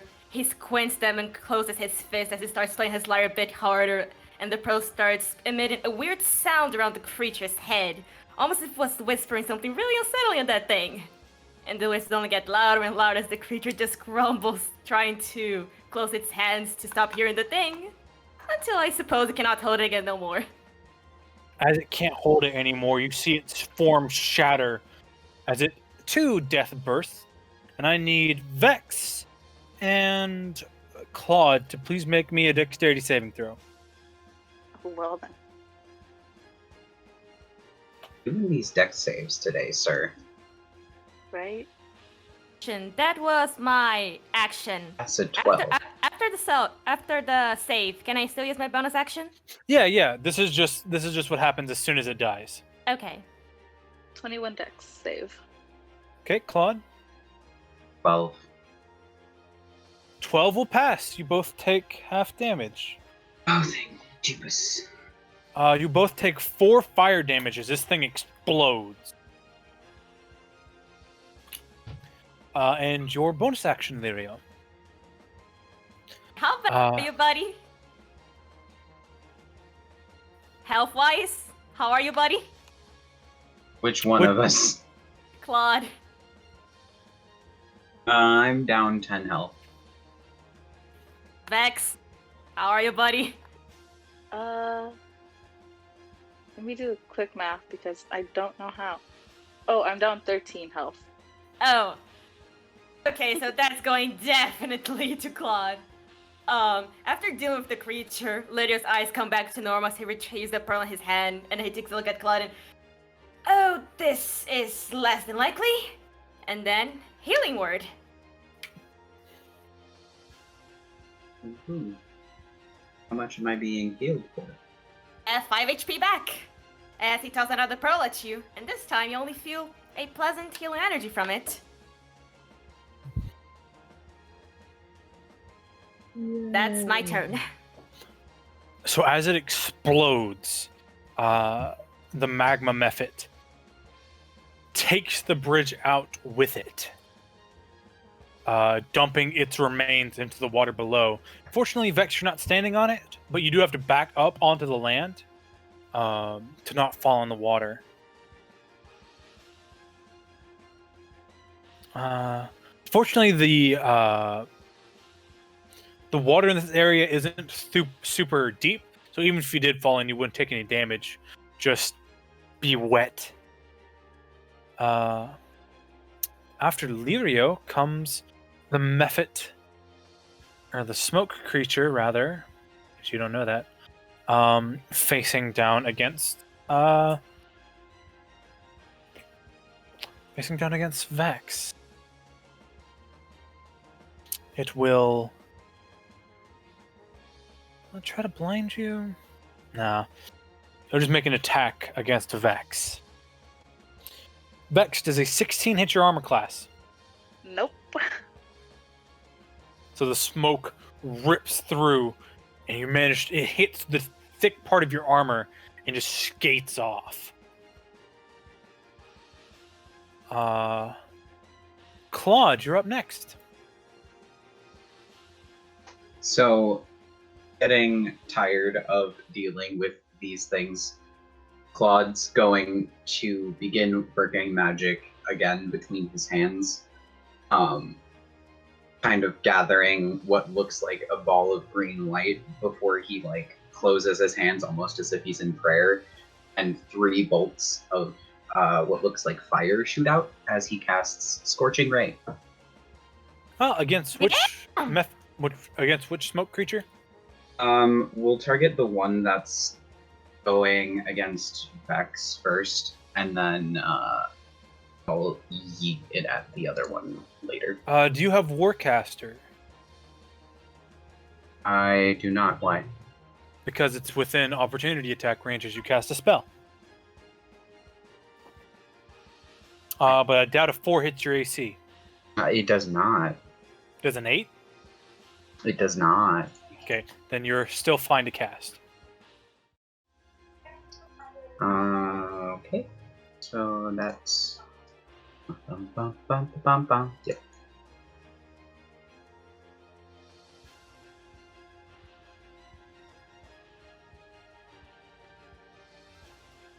Just copy that so I don't have to type it 3 times. So that's a 24 for the first one. That not my hit. It's probably it's gonna hit. Can I just roll the to hits first? Yeah, go ahead. Cool. That's a 23 to hit. And a 21 to hit. Roll damage. Neato. Because they hit. So for everyone that hits, it's 2d6 fire damage. Huh. I don't like that. It's 10 for the first one, 7 for the second one, and 8 for the last. How do you want to do this?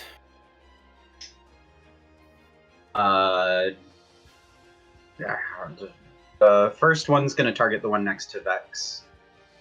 And Klaude directs it to just, like, rip it straight through the center, because he can't really see where its mass is. Mm-hmm. He just kind of figures, somewhere in there, just rip through it. If it's still standing after the 10 damage, he'll send the next one. If it's still standing after that one, then he'll send the third. Yeah, it takes all 3. Okay. But it does so die. it's like one through the center, one from like the top down, and the other one like across the middle sideways. So as all 3 blast through it, it kind of starts swelling up, and it too death births. However, instead of getting damage, as you kind of flinch, it just and a cloud of smoke appears in a 5-foot square around it. So it encompasses the bridge, the remains of the bridge, all the way behind it, and Klaude and Vex.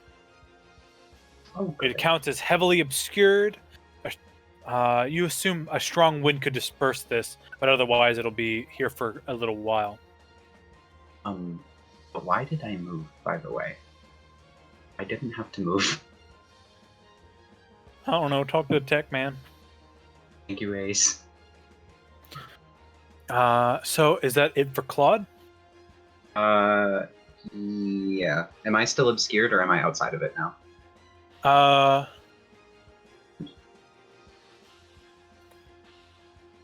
you within a 5-foot radius of the creature? Because the stream's not working for me. No. Okay, then no, you're not heavily obscured. Okay, neat. Then I can still see the other one my next turn.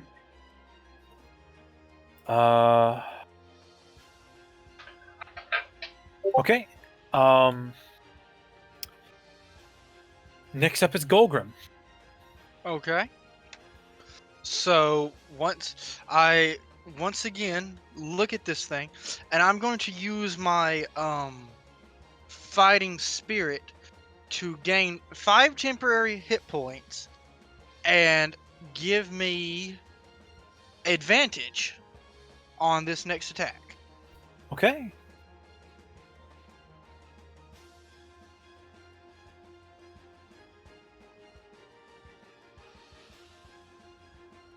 That's the first one. And that's the second one. So yeah, the first one was a dirty 20. First one hits. Or that one, it hits, yes. Yeah, okay. And then for my damage, 14 damage. 14 damage. All right, that brings it down to...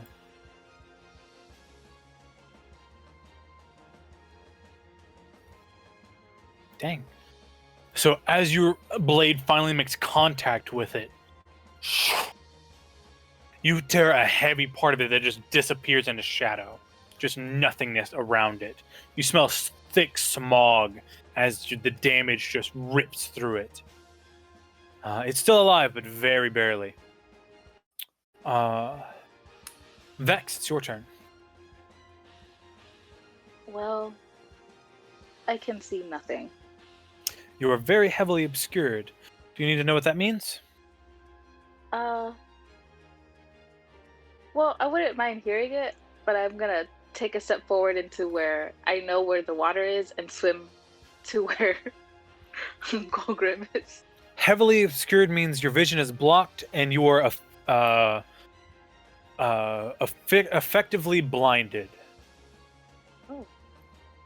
While you're inside, you have no idea how long it reaches, but you do know still the direction of where you're going. And if you charge across the water, you probably would make it. Yeah, I'm gonna do that. I can swim. It's not a far drop. As you hit the water, and you come out of the water, it does technically count as rough terrain unless you have some ability that makes it not. I believe sea elves have a swimming speed. Yes. Well, you I don't have a to. swimming speed. It's not like deep water. It's like ankle length okay. water. Oh, then I think it stays as rough terrain for me. Okay. So it would cost you 20 feet of movement to get to the other side. I'm good with that. Okay. And you are no longer heavily obscured once you get to the other bank. Okay. Am I able to climb up or? No, it's ankle length. You just step up. Oh. Oh, okay. It's not a deep river in this area. It gets a little bit deeper towards the fork, but you're not in there yet. Oh, okay. Golgrim isn't close enough to that, is he? Let's see. Golgrim's facing just against the creature. To get to 20 at the other side, you still have 10 more feet of movement, and you can stand right beside him. Okay, I'll stand right beside him, and if I can attack, I'm going to attack. Yeah, you can. Perfect. You still attack it Let's go. diagonal. Do a little stab with the trident. A little stab as a tree. Yes. 16 will hit. Hey.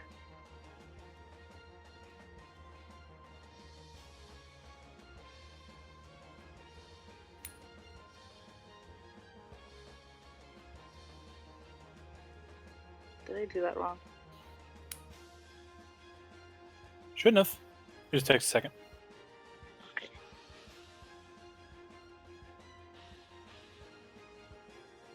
Ooh, that's a nice roll. It's 9.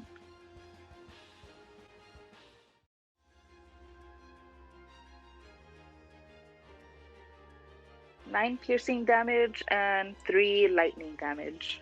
How do you want to do this? I'm just gonna stab it right through the middle. As your sword pierces, the energy bursts out, tearing its form apart. This one too will death burst, and a heavy smog appears in a 5-foot cube around it.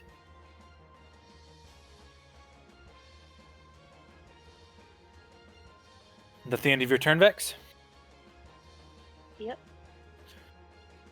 So up next comes the other smoke method that disappeared in a cloud of smoke that did not die.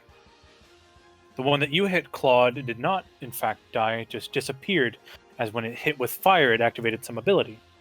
But the fire did not harm it. And it gets an attack of opportunity against you, unless you have alert already. Or surprise attack, rather. I do not, because we haven't had the opportunity to get feats. It's true.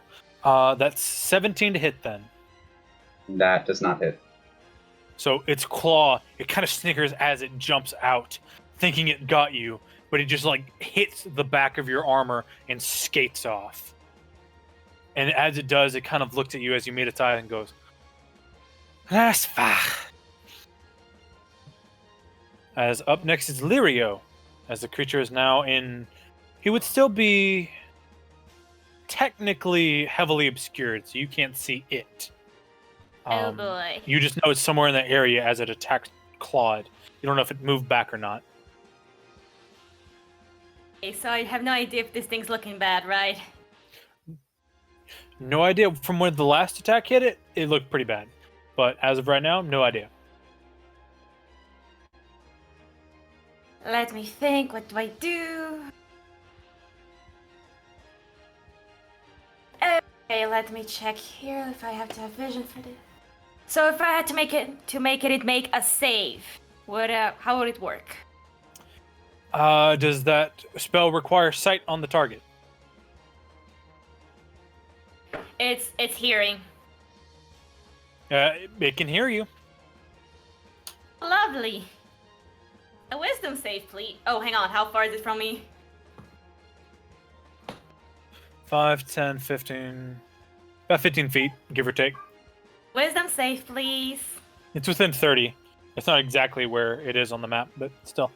Wisdom save. Yeah, that's a 7. It's a 7. Alright. Seeing the smoke is just pretty much just flipping up his vision.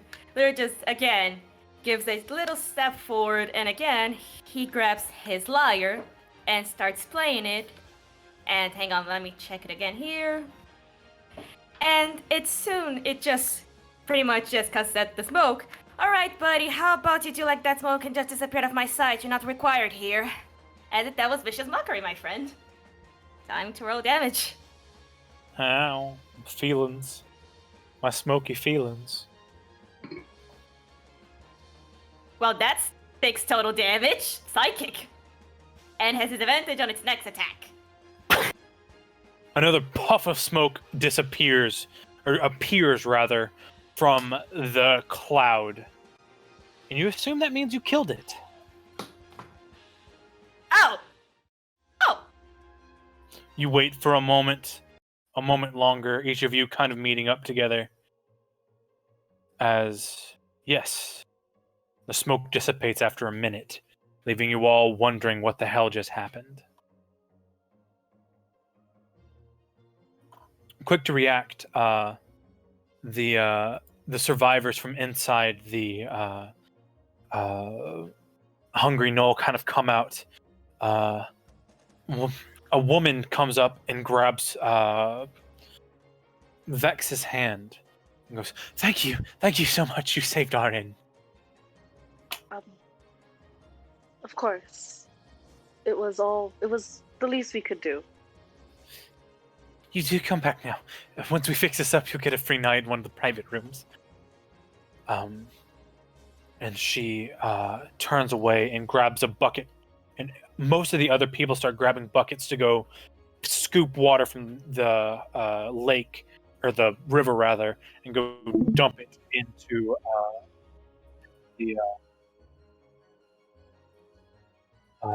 the inn fires as best they can.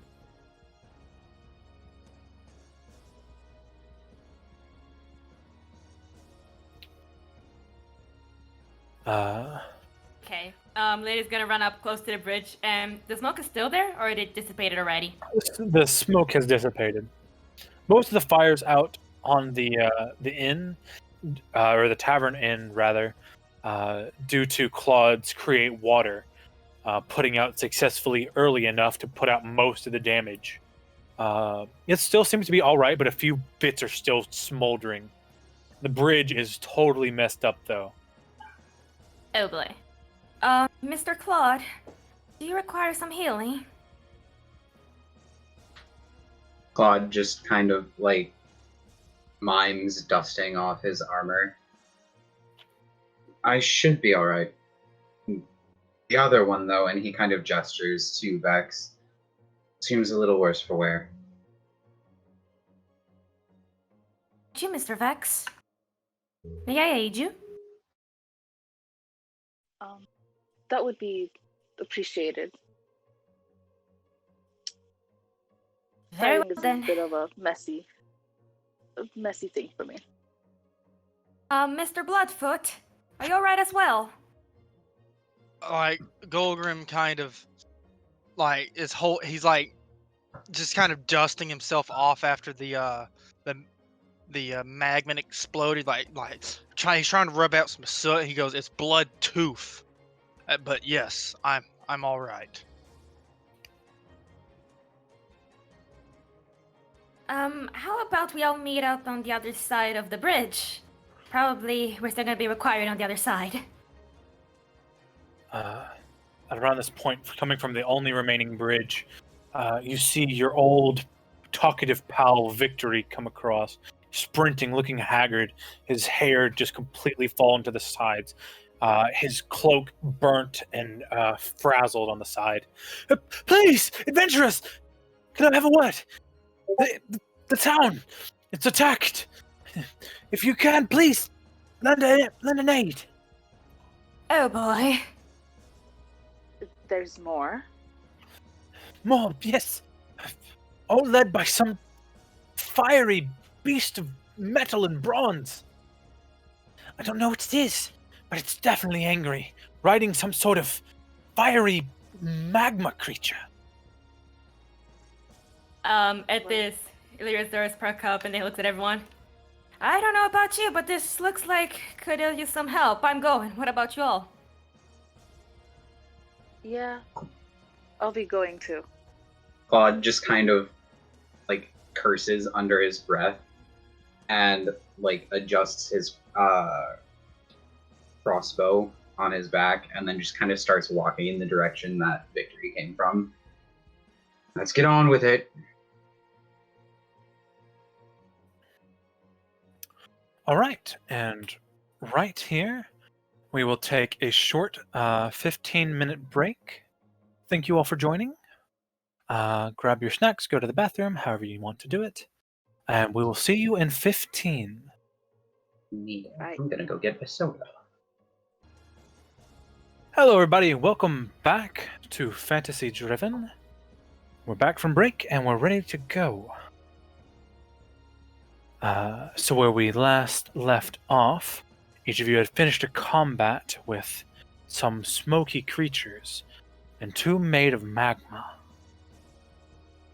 After defeating them, the innkeeper Veronica told you, or rather professed her thanks for saving the hungry gnoll.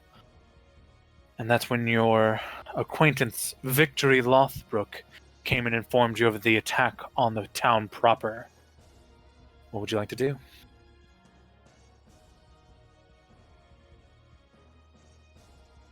Claude's already made up his mind. He's moving in the direction of where Victory had come from. Yee. Alrighty there, buddy. So as you all make your way to the town proper, you see, before you even make it to the town, you see a heavy, or multiple heavy plumes of smoke coming off the horizon. And as you crest the hill over and see, or crest the hill that leads down to a small waterfall that leads to the river, and the river proper, or the town proper, you see a cluster of figures, 5 total, standing, humanoid. They wear blue cloaks above their head with black outlining. In their hands, they seem to hold some sort of sickle. And as one of them notices you approach, they go, "Hey, Karn, there's more! Must be adventurous. This should be fun. Bring out the Strider." And in the distance, about more than 100 feet away, you see a being seemingly made of pure heat. This snake creature coiled around one of the blue-cloaked figures. And as this one speaks, it turns its head. And I need you to roll initiative again. Oh,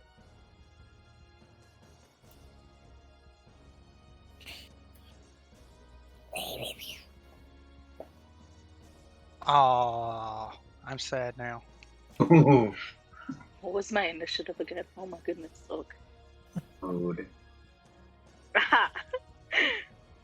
Oh, oh no. Oh, Oh wow! Well then.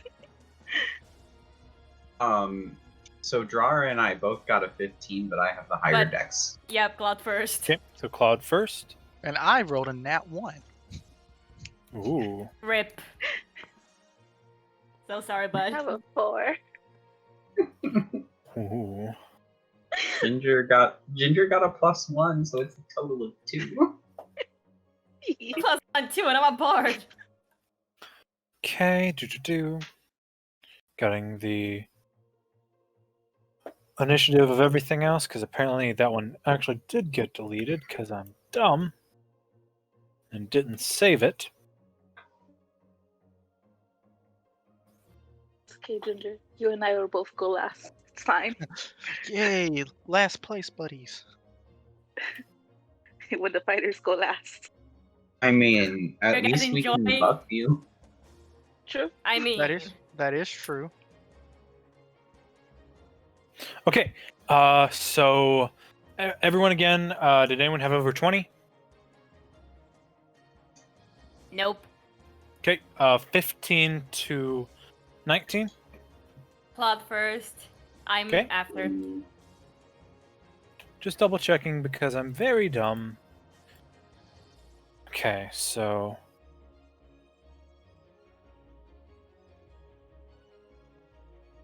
Okay, and then Lirio. Okay, and then what was Golgrim and Vex? Two. I had a 2, and Vex had a 4. Yep. Okay, and 4 gets us to Vex. Okay, so at the top of the order, Klaude, what would you like to do? Ooh, okay. I too rolled bad. Oh no. Oh. Let's just say Golgrim isn't last. Oh no. Is that a So, negative? seeing that this is gonna be a doozy, Claude is going to like look at the party and then look at everybody else and offer a small prayer, and he's going to cast Bless on himself, Vex, and Golgrim, Okay. believing that Lirio's kind of going to stay out of the fight.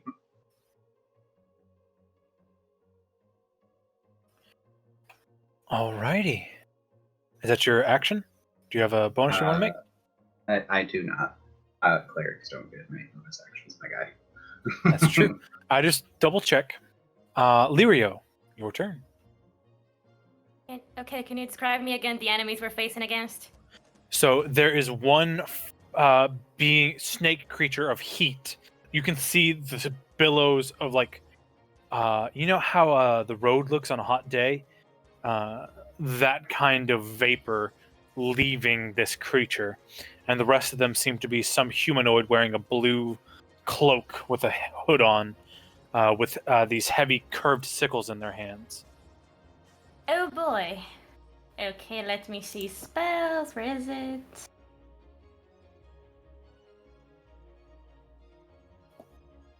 I don't know what the heck's going on with my PC, but apparently chose violence today. Alright then. Seeing this battle, it's gonna probably be really sour. He looks at the two blue-caped men.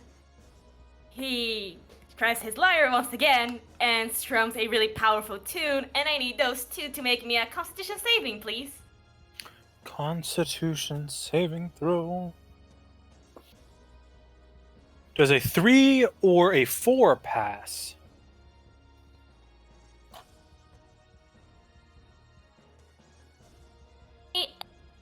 Thunder damage from Shatter. I'm sorry, I missed quite a bit of that. Your mic cut out. Hello? Can you hear me now? I can. Okay, so that's 11 thunder damage from Shatter. Oh. 11 you say? Yes. So as you strum your lyre, and the spell takes place. These two things, the one that are the two cloaked figures that were looking at you, one spoke to you, is see him trying to move his mouth to mouth something else, before him and his buddy just explode, and both of them die as they both get shattered. He just looks at it, looks at everyone, looks at those things. What the heck is going on with my magic today? Okay, Leaving so... a blood-sickling area over the hay bales that too got shattered and sent particles into the sky. My 40 artificer. Okay, let me see, what else can I do? Vex buddy, about that healing, you still need it? That would be nice, yes. I actually gotta save my spells here for... That's gonna take an action for me to heal you, so... Yes, you've shattered a man. 2 men, actually. Two men! Okay, let's take that. Hang on, let me check one thing. Da-da-da. Where is it? Okay. I'm gonna try this gamble again. Lirio look at the situation, he looks at his belt again, and then he grabs one of the pearls. Please do something, please do something, please do something! And then he throws the fire thing in front of him. That thing is well over 100 feet away from you. Oh. What's closer to me then? I thought it was There's something a- on the map. There's a blue-cloaked man very close. Oh, Let's see, a that's- blue-cloaked man. Nah, then I'm taking it back. I'm not doing it. Okay. I want to move diagonally to the direction where I just destroyed those guys. Okay, so the first one is 5 feet, the second's 10, so 15 total. So you can move 4 diagonal squares. Yeet. Okay. And that's my turn. All right. Once again, thank you, Ace the Tech Man, the guy who makes all of this work. Thank you so much. Next up is a remaining blue-cloaked man. Noticing his 2 buddies get exploded, he's like, Missy! Start it now! And he will charge Lirio. Joy! Lirio does a... Lirio did 15. move away from us. I can't see the map. I thought he moved closer to the figure. Did he move away? He One of moved the creatures I killed, so like the other up way. into the left diagonal. Yeet. Then he will move to attack Klaude then. Okay, Klaude does a 15 hit your AC. Nope. Gotcha. After that, the one probably named Missy bends down and she starts to carve something in the ground. You can't hear her because she's too far away, but a heavy red glow appears beside her as she's starting to carve something into the ground. Don't like that. Next will come the FS, this fiery worm type thing. It will spin and dash towards the party going along that left side.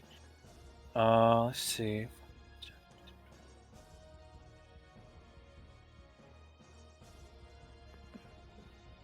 God, do I wish I could look at the stream, but I can't. So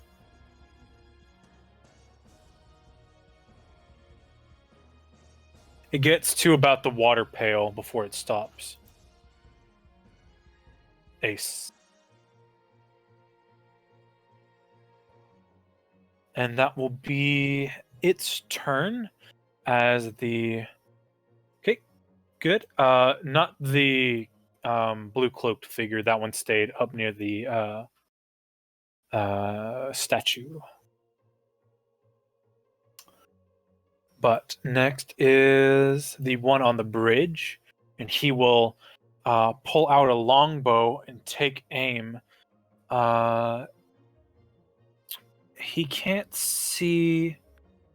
So he'll move across the bridge towards the side that no one's on, and will stand just at the other end of the bridge, and he'll be able to see Klaude, and he'll make a shot at him.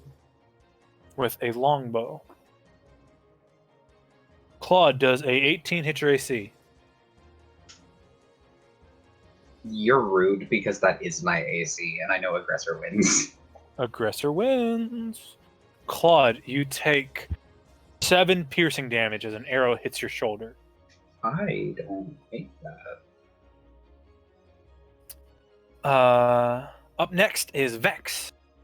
There's one in your face to your right, and then a fiery worm coming up on your left. Currently kind of given whole cover from you, but you still remember where he is due to seeing him move there. Okay, well, I'm gonna move. I don't think it's in your range, though. No. 5, Probably 10, not. 15, 20, 30, 35, 40, 45. Yeah, it's more than 60 feet away. Okay, well, I'm gonna attack the guy that's diagonal from me. Okay. Since I still have my right of the storm. Mm-hmm.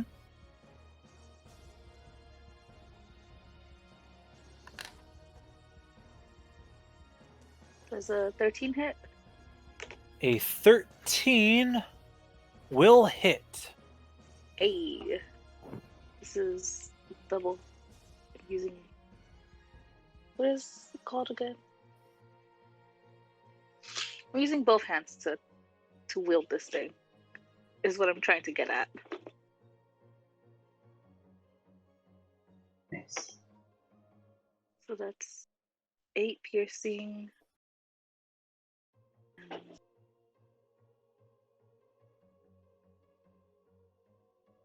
8 piercing and 3 lightning damage.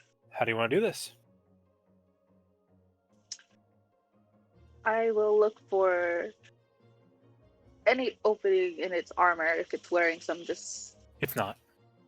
Oh, okay, then I'll just stab it right through the chest. You feel some resistance of the clothes, but still your sword just pierces it, and it kind of shocks it a little bit before it wordlessly falls. Okay. Up next is Golgrim. Okay. So I'm going to. So I see a. Is that the fireworm closest to me? Yes, Yeah. on the left next to the water pail. Alright. Golgrim's going to just let out a roar and charge at it. Okay, you can get 5.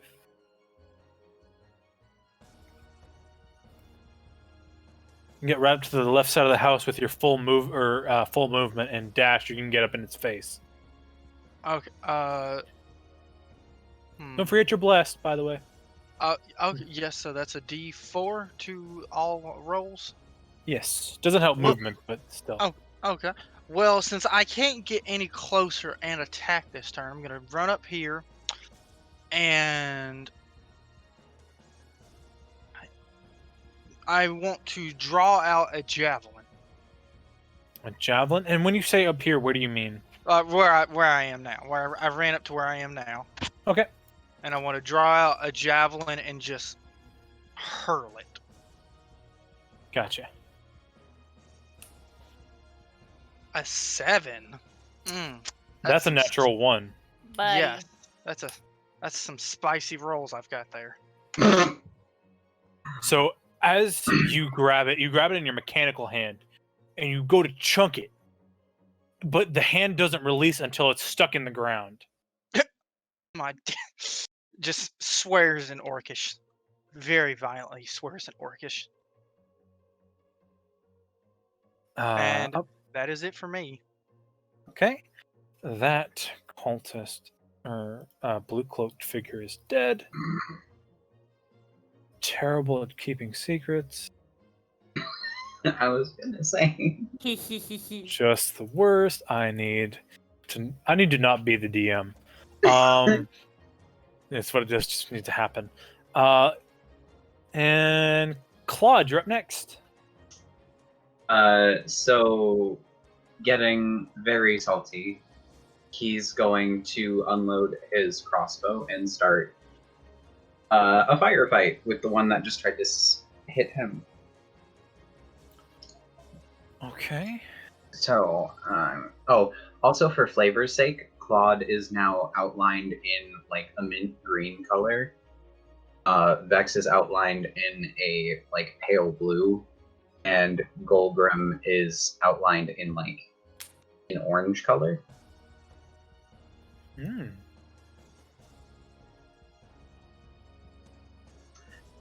So, I was a 26 to hit that bitch. 26 will hit. Neat. So now I have to go back and figure out what damage.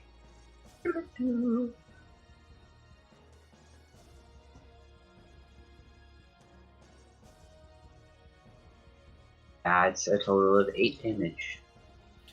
8 damage. All right. It does not fall. But as your arrow flies across, it hits him in the shoulder on the matching side.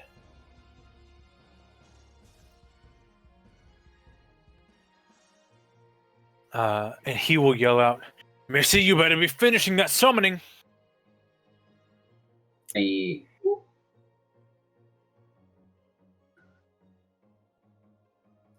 after that comes Lirio. Okay, how far is the one doing the set summoning? You can't tell. He has total cover from you. Huh.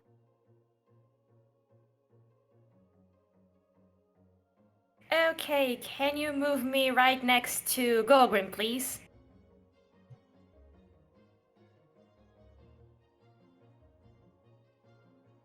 To his left, please. Thank you. Can I now see the thing? You can. How far? More than 80 feet. Flip it. Oh, I have an idea. How much movement have I done so far total?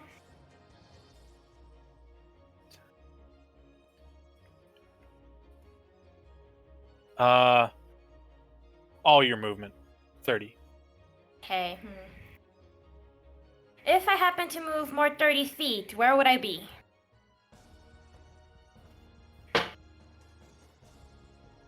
If you ran straight ahead, you would be 2 blocks above, or 10 feet above the fireworm, but he would get an attack of opportunity. Wait, buddy. But how close would I be to the one doing the summoning then?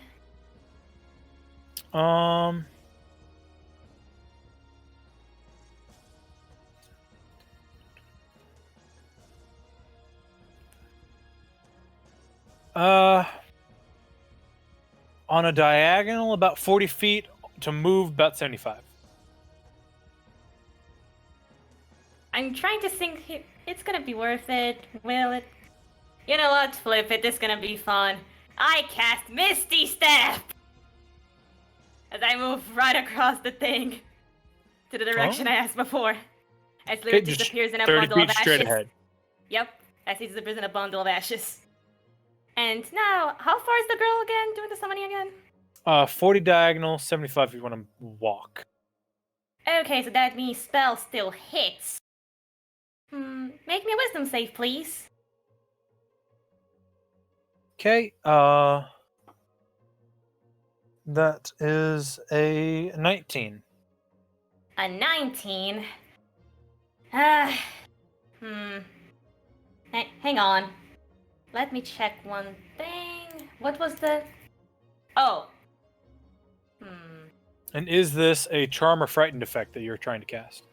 Yeah, I'm seeing the item right now. I forgot it's advantage. Roll me again.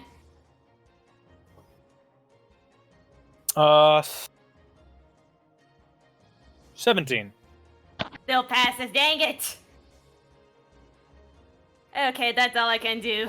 What spell were you trying to cast? So you can mark it off your... Tasha Hideous Laugh. Okay. Don't forget to mark off that spell slot. So use it. Yep. So after that is its turn. The one you just try to hit. And it will finish drawing the circle, and go, "Sarah, take you all," and brings the sickle across its wrist, slitting it. The creature, the female's body gets the blood sucked out of it and into the circle. It glows a hideous red color as it fills up, and a black smog fills the sky. All the clouds above you turn black, and small flakes of fire fall from the sky. I need everyone to make me a dexterity saving throw. Oh. Oh, and by the way, Goose, fail on my end. It's actually 30 feet. That's just hit his left, or so that one is hidden anyway. Sorry. Yeah, that still wouldn't fit, so it's all good.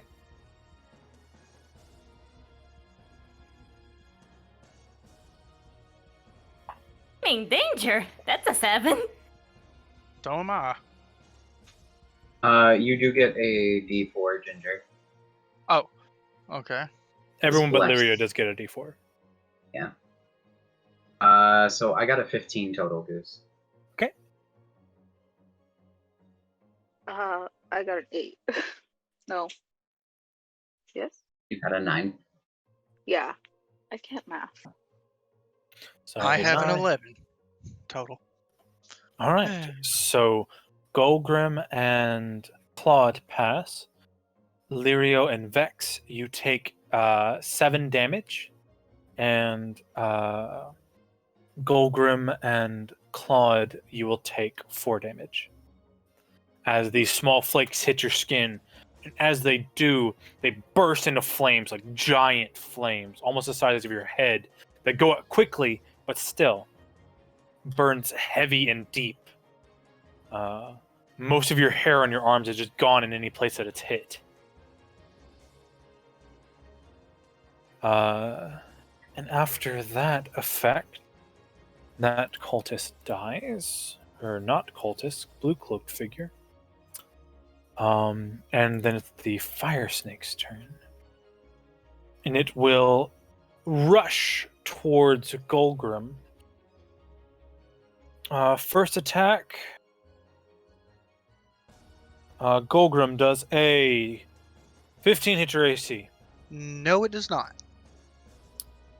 Does a 18. It does on the dot. That's aggressor wins. Okay. So you will take 5 total. You take 3 bludgeoning damage as its tail smacks you, and 3 fire damage as the fire on its tail hits you. Okay. And after that comes that one who will take another pot shot at Klaude, because fun. Klaude does a 15 hit your AC. It does not, thank God. This time the arrow just kind of skates off your armor. After that one comes Vex. How far is the one that is attacking Claude? What happened to me? I was at the top of the order. Yes. Yes, you are. Vex is at wait. the bottom with Golgrim. Oh, right, okay. I was stuck in last combat. My brain just left for a second. My bad. Let's see.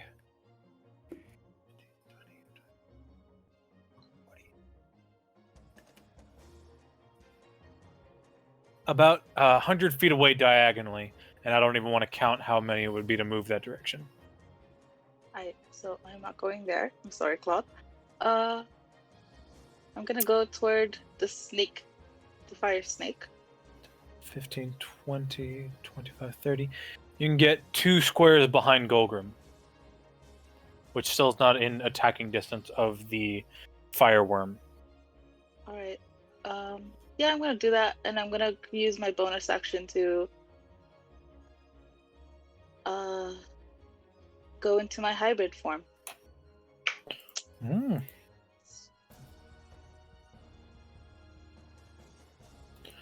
Gotcha. Let me.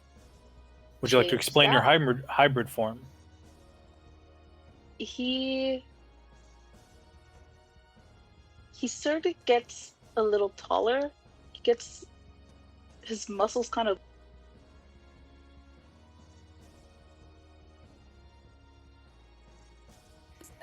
have grown.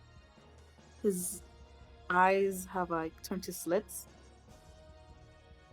And his teeth, if you listen up.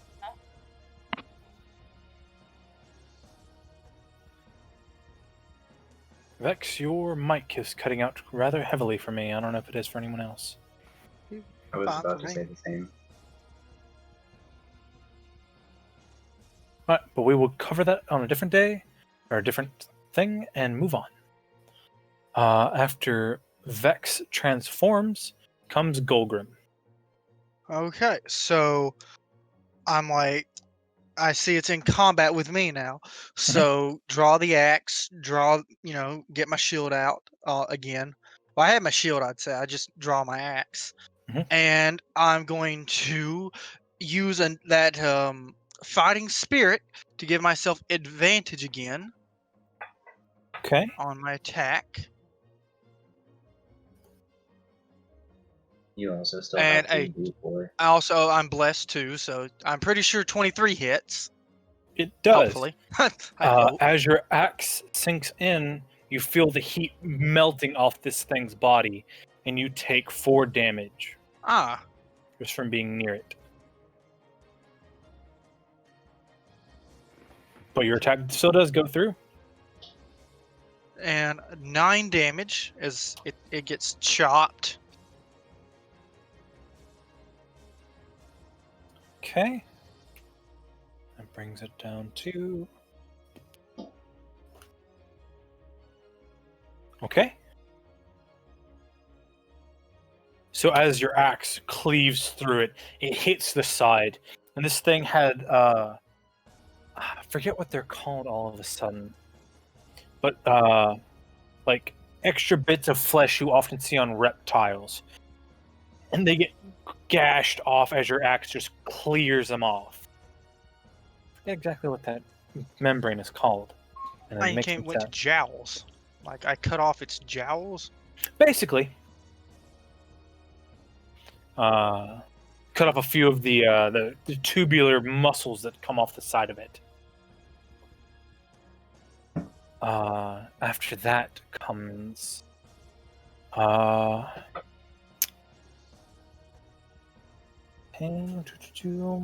Golgrim, make me... What's your passive perception? My passive, so that's 10 plus your just modifier. Yes. That's 12. You would fail that then. And you feel a dagger jab up the side of your armpit.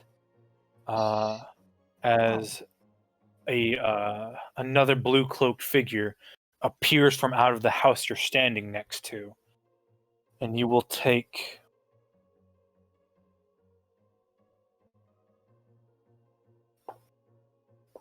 Ooh. 10 piercing damage. Oh, okay.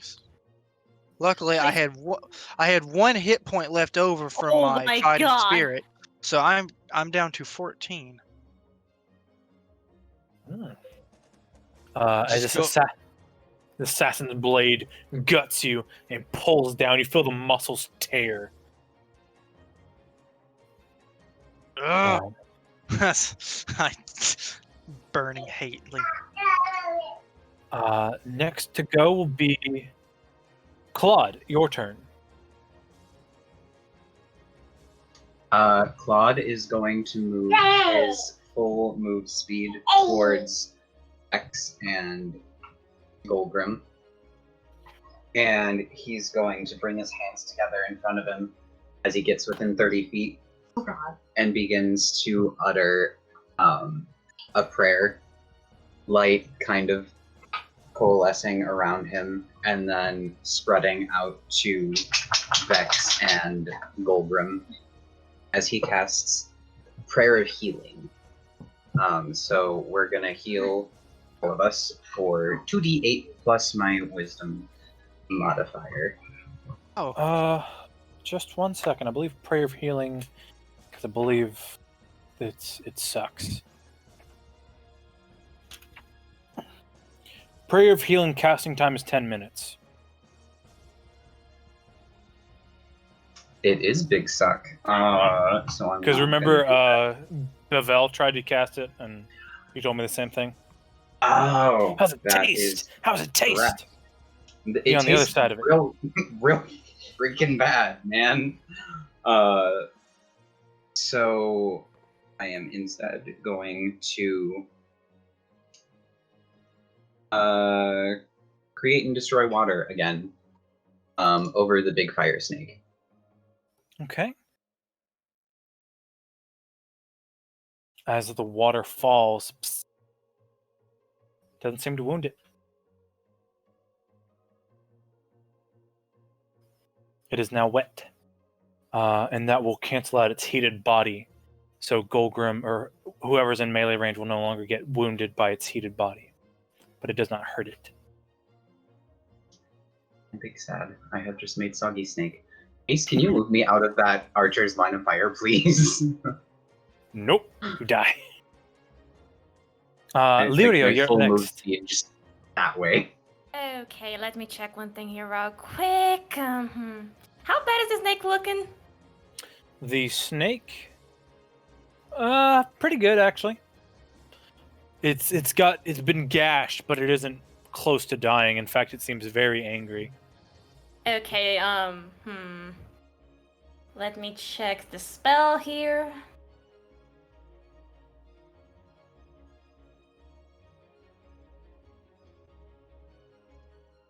Okay, looking at my spell slots are running real low. Lirio's gonna take the gamble. Lirio takes the lyre again in his hands and he starts strumming it as the golden runes start appearing. And I cast, Behold, Wind Wall! Wind wall where? Let me see again how it's made. Da-da-da. 15 feet high, 1 foot 1 foot thick. Can I cast it right at the thing? Right at where? You Like can cast a it line. 120 feet. You're Yeah. casting it a line in front of the fireworm or the enemy across the bridge. I'm using on the firearm. Apparently, since the enemy that's probably gonna kill us real quickly. Okay. I need a strength save intro, please. So I see. And I guess you're doing it across so it doesn't hit Golgrim, which is a big sad. Not for me. Dexterity saving throw. That's It's a strength. It's a strength. Strength.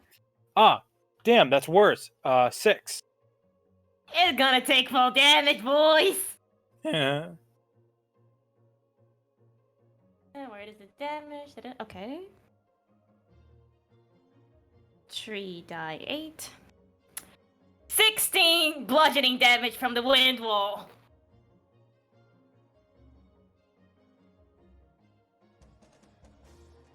Can you hear me? Yes, I'm just processing. So as the wind wall gets raised and the forces, the vacuum it makes begins to tear, you see all the hay that's in the corner and the fire that's in the building. Most of it that was still alive, despite Claude's rain shower, is now immediately put out as this influx of wind pulls it into the sky. And this fireworm, it looks at you. It kind of turns angrily as the wind wall rips it from the inside out, pulling its pieces and sending them into the sky. Damn! Damn! One of them lands with a ploosh in the lake below. Let's see. And is that the end of your turn? Let me check. Hang on, let me check if I can do something else. I can still move, right? Yes. You still have your move action. Yeah, I want to move straight forward in the direction of the statue. Okay.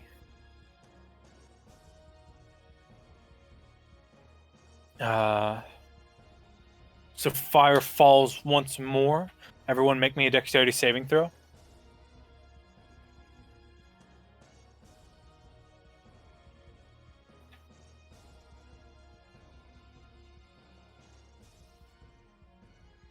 Got a 22.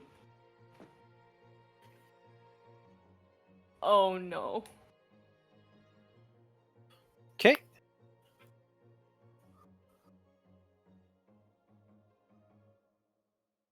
All right. Who rolled higher than a 10? I did. Golgrim? Me. I rolled a 9. Klaude did not. Vex, what did you get? I believe I got a 6. All right. So, Vex, Klaude, you will take 7 damage. Everyone else will take 4. Ooh, As I'm fire falls unconscious. from the sky Oh again. no. Oh, well, there goes that bless. No, it doesn't. Wait, does it? Oh, Does okay. it disappear? I didn't think It's it a did. Did someone die? compensation. Yeah. Oh. Did someone die? I am Someone's down. unconscious. Oh But no. As the fire falls, it hits the blue cloak figure on the other side, catching him on fire. And you hear him shout. Even though he's distant, you can still hear it. For Lou! For the Black Hammer! And for Sierra! Before eventually he turns into nothing but ashes, dying on the ground. And that is where we will end tonight's session of the Blaze Mother's Call. Oh, Just let somebody get me up. so I shall. Thank you, everybody, for coming. This has been Fantasy Driven. Do be sure to check out our social medias. They will be posted pretty much everywhere at Fantasy Driven. And please join our Discord. We're a very active community. Please come by and talk with us even after and before sessions. And you can check the rolls as we make them. Thank you, everybody, for coming. And everyone have a lovely night. Bye-bye. goodbye. Bye. Bye bye. Have a wonderful time. Bye.